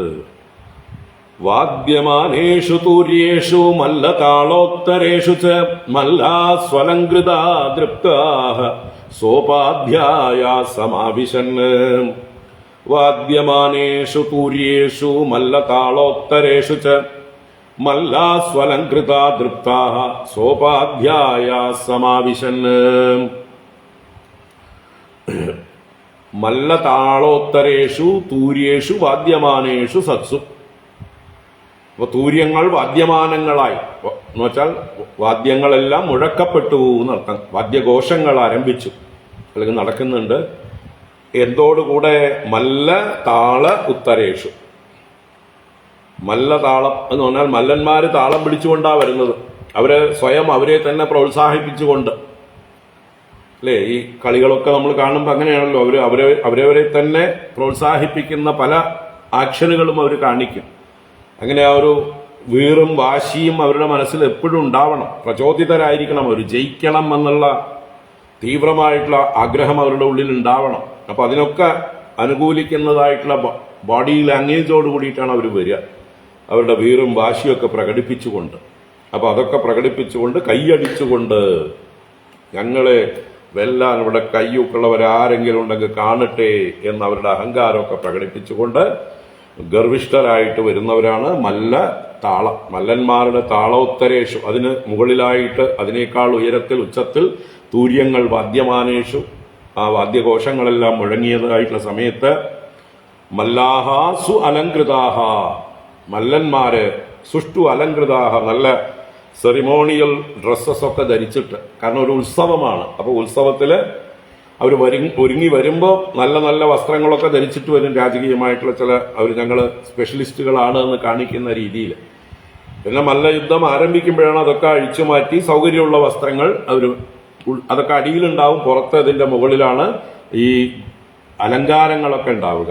അങ്ങനെ മല്ലാഹ സ്വലങ്കൃതാഹ, മല്ലന്മാരെല്ലാവരും സുഷ്ടു അലങ്കൃതന്മാരായി സോപാധ്യായാഹ ദൃപ്താഹ സമാവിശന്. സോപാധ്യായാഹ എന്ന് പറഞ്ഞാൽ ഉപാധ്യായന്മാരോടുകൂടെ. ഇവിടെ മല്ലന്മാരുടെ ഉപാധ്യായന്മാരെന്ന് പറഞ്ഞാൽ ആരാണ്? കോച്ച്, ഇവരെ മല്ലയുദ്ധം പഠിപ്പിക്കുന്ന അതിന്റെ ട്രെയിനീസ് എന്നർത്ഥം. ആ ട്രെയിനിങ് കൊടുക്കുന്നതായിട്ടുള്ള ഇവരുടെ ശരീരത്തിന്റെ ആരോഗ്യം നിലനിർത്താൻ എന്തൊക്കെയാണ് ദിവസേന കസർത്തുകൾ അല്ലെ, അഭ്യാസങ്ങൾ ചെയ്യേണ്ടത്, അതൊക്കെ അഭ്യസിപ്പിക്കുകയും മല്ലയുദ്ധത്തിലെ അടവുകൾ ഓരോന്നും എങ്ങനെയൊക്കെ പ്രയോഗിക്കണം എന്ന് പറഞ്ഞു കൊടുക്കുകയും ചെയ്യുന്ന പ്രത്യേക കോച്ചുകളുണ്ട്. അവരെയാണ് ഇവിടെ ഉപാധ്യായന്മാരെന്ന് പറഞ്ഞത്. അപ്പൊ അങ്ങനെ ഉപാധ്യായന്മാരോടുകൂടെ നമ്മുടെ എല്ലാ മത്സരങ്ങളും നടക്കുമ്പോൾ അതാത് കളിക്കാരുടെ കൂടെ എന്തുണ്ട്? പ്രത്യേക കോച്ചുകൾ, ഓരോന്നിനും പ്രത്യേകം കോച്ചുകളുണ്ട് ഇന്നത്തെ കാലത്ത്. പണ്ടൊക്കെ ഒരു കോച്ച് കൊണ്ട് എല്ലാം ഒപ്പിക്കുമായിരുന്നു. ഇന്നിപ്പോൾ പ്രത്യേകം കോച്ചുകളുണ്ട് ഓരോ കാര്യത്തിനും. പിന്നെ അതിന്റെ കൂട്ടത്തിലാണ് ഇവരുടെ കാല് തിരുമ്പാനും കൈ തിരുമ്പാനും പ്രത്യേകിച്ച് അറ്റൻഡ് ചെയ്യാൻ ഡോക്ടർമാരായിട്ടും അല്ലെ, വെള്ളം കൊടുക്കാനുള്ള പ്രത്യേക ആൾക്കാർ, ന്യൂട്രീഷ്യന്മാരായിട്ട്, ഇങ്ങനെ പലരും കൂടെ ഉണ്ടാവും. അപ്പൊ അതുപോലെ ഇവിടെ ഉപാധ്യായന്മാർ ഇവരുടെ കൂടെ ഉണ്ട്. കളരി ആശാന്മാരെന്നൊക്കെ പറയാം അല്ലേ, അവരൊക്കെ ഉണ്ട്, ഇവരെ പരിശീലിപ്പിച്ചിട്ടുള്ള ആൾക്കാർ. എല്ലാവരും കൂടി ദൃപ്താഹ ദർപ്പിതരായിട്ട്, ഗർവിതരായിട്ട്, ഞങ്ങളെ വെല്ലാൻ ഇവിടെ ആരാണെന്നുള്ളതായിട്ടുള്ള അഹങ്കാരത്തോടു കൂടി സമാവിശന് സമ്യക് ആവിശനിലേക്ക് പ്രവേശിച്ചു. ചാനൂരോ മുഷ്ടികൂടഃ ശലഃ തോശലയേവ ച ആസേതു ഉപസ്ഥാനം വൽഗുവാദ്യ പ്രഹർഷിതാഃ. ചാണൂരോ മുഷ്ടികൂടഃ ശലഃ തോശലയേവ ച ആസേതുപസ്ഥാനം വൽഗുവാദ്യ പ്രഹർഷിതാഃ. പ്രമുഖരായ 5 പേരുടെ പേര് പറയണ ഈ മല്ലന്മാരില്. ആദ്യത്തെ 2 പേരാണ് ഏറ്റവും പ്രമുഖന്മാര്. അതാരാണ്? ചാണൂരനും മുഷ്ടികനും. ചാണൂരോ മുഷ്ടിക, ചാണൂരനും മുഷ്ടികനും. കൂടഹ ശലഹ തോശലഹ, ഇത് ഇവരുടെ തൊട്ടു താഴെയുള്ള മല്ലന്മാരാണ്. 3 പ്രമുഖർ തന്നെയാണ്. കൂടൻ എന്നൊരുത്തൻ, ശലൻ എന്ന് മറ്റൊരുത്തൻ, തോശലൻ എന്ന് വേറൊരുത്തൻ. കൂടഹ ശലഹ തോശല ഏവച്ച, ഇങ്ങനെ പ്രമുഖരായിട്ടുള്ള 5 പേരും ഇവരുടെ കൂടെ മറ്റ് സഹായികളായിട്ടുള്ള മല്ലന്മാരൊക്കെ ഉണ്ടാവും. തേ ആസേതുഹു ഉപസ്ഥാനം. തേ എന്നുള്ളത് ലോപിച്ച് ത നായി മാറിയതാണ്. അപ്പൊ തേ അവരെല്ലാവരും ആസേതുഹു എന്ന് പറഞ്ഞാലോ ആസനസ്ഥരായി ഇരിപ്പിടങ്ങളിൽ ഇരുന്നു. ഉപസ്ഥാനം എന്ന് പറഞ്ഞാല് അവർക്കിരിക്കാനുള്ള സ്ഥാനം എവിടെയാണ്? ഈ മറ്റേ മല്ലരംഗം എവിടെയാണോ അതിനോട് തൊട്ടടുത്ത്. കാരണം അവരാണ് മൈതാനത്തേക്ക് ഇറങ്ങേണ്ടവർ, മല്ലരംഗത്തേക്ക് പെട്ടെന്ന് ചാടി ഇറങ്ങേണ്ടവരാണ്. അവർ ഗാലറിയുടെ ഏറ്റവും പുറകിൽ പോയിരിക്കാൻ പറ്റില്ലല്ലോ. അപ്പൊ ഏറ്റവും സമീപസ്ഥരായിട്ടിരുന്നു. ഉപസ്ഥാനം തേ ആസേതുഹു. എങ്ങനെ? വൽഗു വാദ്യ പ്രഹർഷിതാഹ, അവിടെ മുഴങ്ങുന്നതായിട്ടുള്ള വാദ്യങ്ങൾ, അത് വൽഗുവായിട്ടുള്ളത്. വൽഗു എന്ന് പറഞ്ഞാൽ മനോഹരമായിട്ട് വാദ്യങ്ങൾ മുഴങ്ങുന്നുണ്ട്. അതുകൊണ്ട് അതെല്ലാം കേട്ട് ആസ്വദിച്ചുകൊണ്ട് പ്രഹർഷിതാഹ, സന്തുഷ്ടരായിക്കൊണ്ട്, തങ്ങളെ പ്രോത്സാഹിപ്പിക്കാൻ വേണ്ടിയിട്ടാണ് ഈ വാദ്യക്കാരൊക്കെ ഇരിക്കുന്നത്. അവരെ അപ്രീഷിയേറ്റ് ചെയ്തുകൊണ്ട്, കൊള്ളാം, നിങ്ങളുടെ വാദ്യപ്രയോഗങ്ങളൊക്കെ ഞങ്ങൾക്ക് നല്ല പ്രേരണ നൽകുന്നുണ്ട്, നല്ല എനർജി നൽകുന്നുണ്ട്, ആവേശം നൽകുന്നുണ്ട് എന്നുള്ള മട്ടില് അതിനെയൊക്കെ ആസ്വദിച്ചുകൊണ്ട് ഹർഷത്തോടു കൂടിയവരായിട്ട് അല്ലേ. എല്ലാ കളികൾക്കും ഇങ്ങനെയുള്ള വാദ്യങ്ങളും ഘോഷങ്ങളും ഒക്കെ പ്രോത്സാഹിപ്പിക്കാൻ ആവശ്യമാണ്. അതുപോലെ തന്നെ കാണാനുള്ള കാഴ്ചക്കാര് ഗാലറിയിൽ ആവേശത്തോടുകൂടെ ഇവർക്ക് വേണ്ടി ജൈവിളിക്കാനൊക്കെ ഉള്ളപ്പോഴാണ് അവർക്കും ധൈര്യവും ആവേശവും കൂടുക. തങ്ങളെ പ്രോത്സാഹിപ്പിക്കാൻ, തങ്ങളെ കാണാൻ, തങ്ങളുടെ വിജയം കാക്ഷിച്ചുകൊണ്ട് ഇത്രയും പേര് ഇവിടെ വന്നു നിന്നുണ്ട്. അപ്പോൾ അവരെ സന്തോഷിപ്പിക്കേണ്ടത് തങ്ങളുടെ കടമയാണെന്ന് ഒരു തോന്നലും ഉണ്ടാവും. അപ്പോ അങ്ങനെ ഇവര് യഥാസ്ഥാനങ്ങളിൽ മല്ലരംഗത്തിന്റെ അടുത്ത് ഉപവിഷ്ടരായി. നന്ദഗോപാദയോ ഗോപാ ഭോജരാജ സമാഹുരാഹ നിവേദിതോപായനാസ്തേ ഏകസ്മിൻ മഞ്ജ ആവിശൻ നന്ദഗോപാദയോ ഗോപാഃ ഭോജരാജസമാഹുതാഃ നിവേദിതോപായനാസ്തേ ഏകസ്മിൻ മഞ്ജ ആവിശൻ. നന്ദഗോപാദയഃ ഗോപാഃ, നന്ദഗോപൻ ആദിയായിരിക്കുന്ന ഗോപന്മാർ. നന്ദഗോപരുടെ നേതൃത്വത്തിലുള്ള ഗോപസമൂഹം അവിടുന്ന് കംസന്റെ ആഹ്വാനമനുസരിച്ച് വന്നിട്ടുണ്ട്. അതാണ് ഭോജരാജ സമാഹുതാഹ. ഭോജരാജാവിനാൽ സമ്യക് ആഹൂതരായി വന്നതാണ്. അക്രൂരൻ ചെന്ന് ക്ഷണിച്ചു വന്നവരാണ്.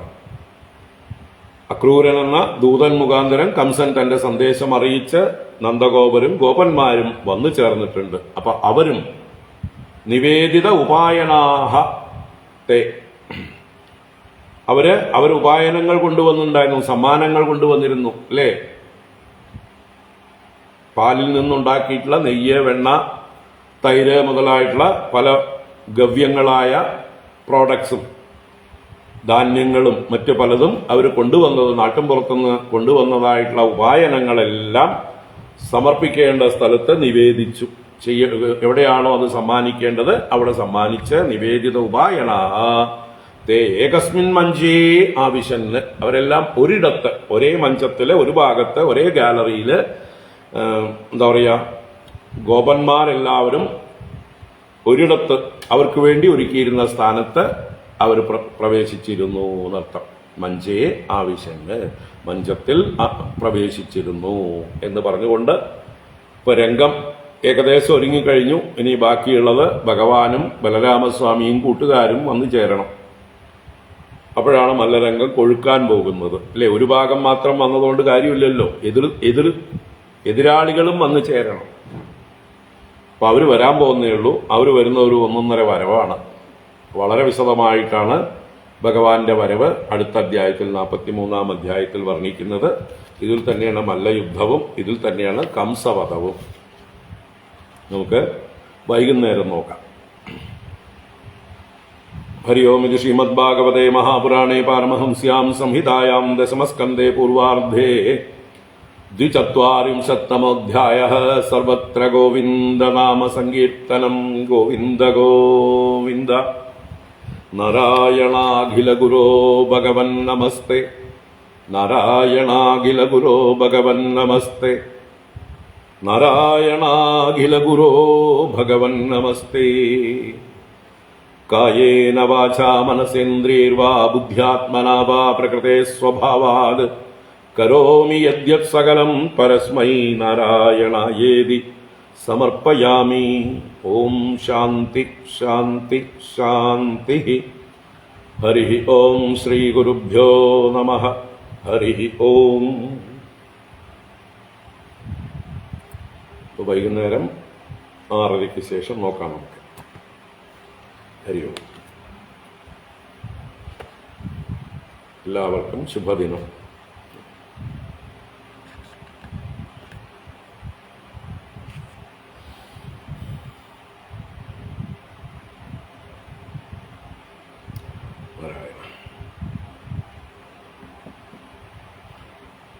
ഹരി ഓം. ഹരി ഓം.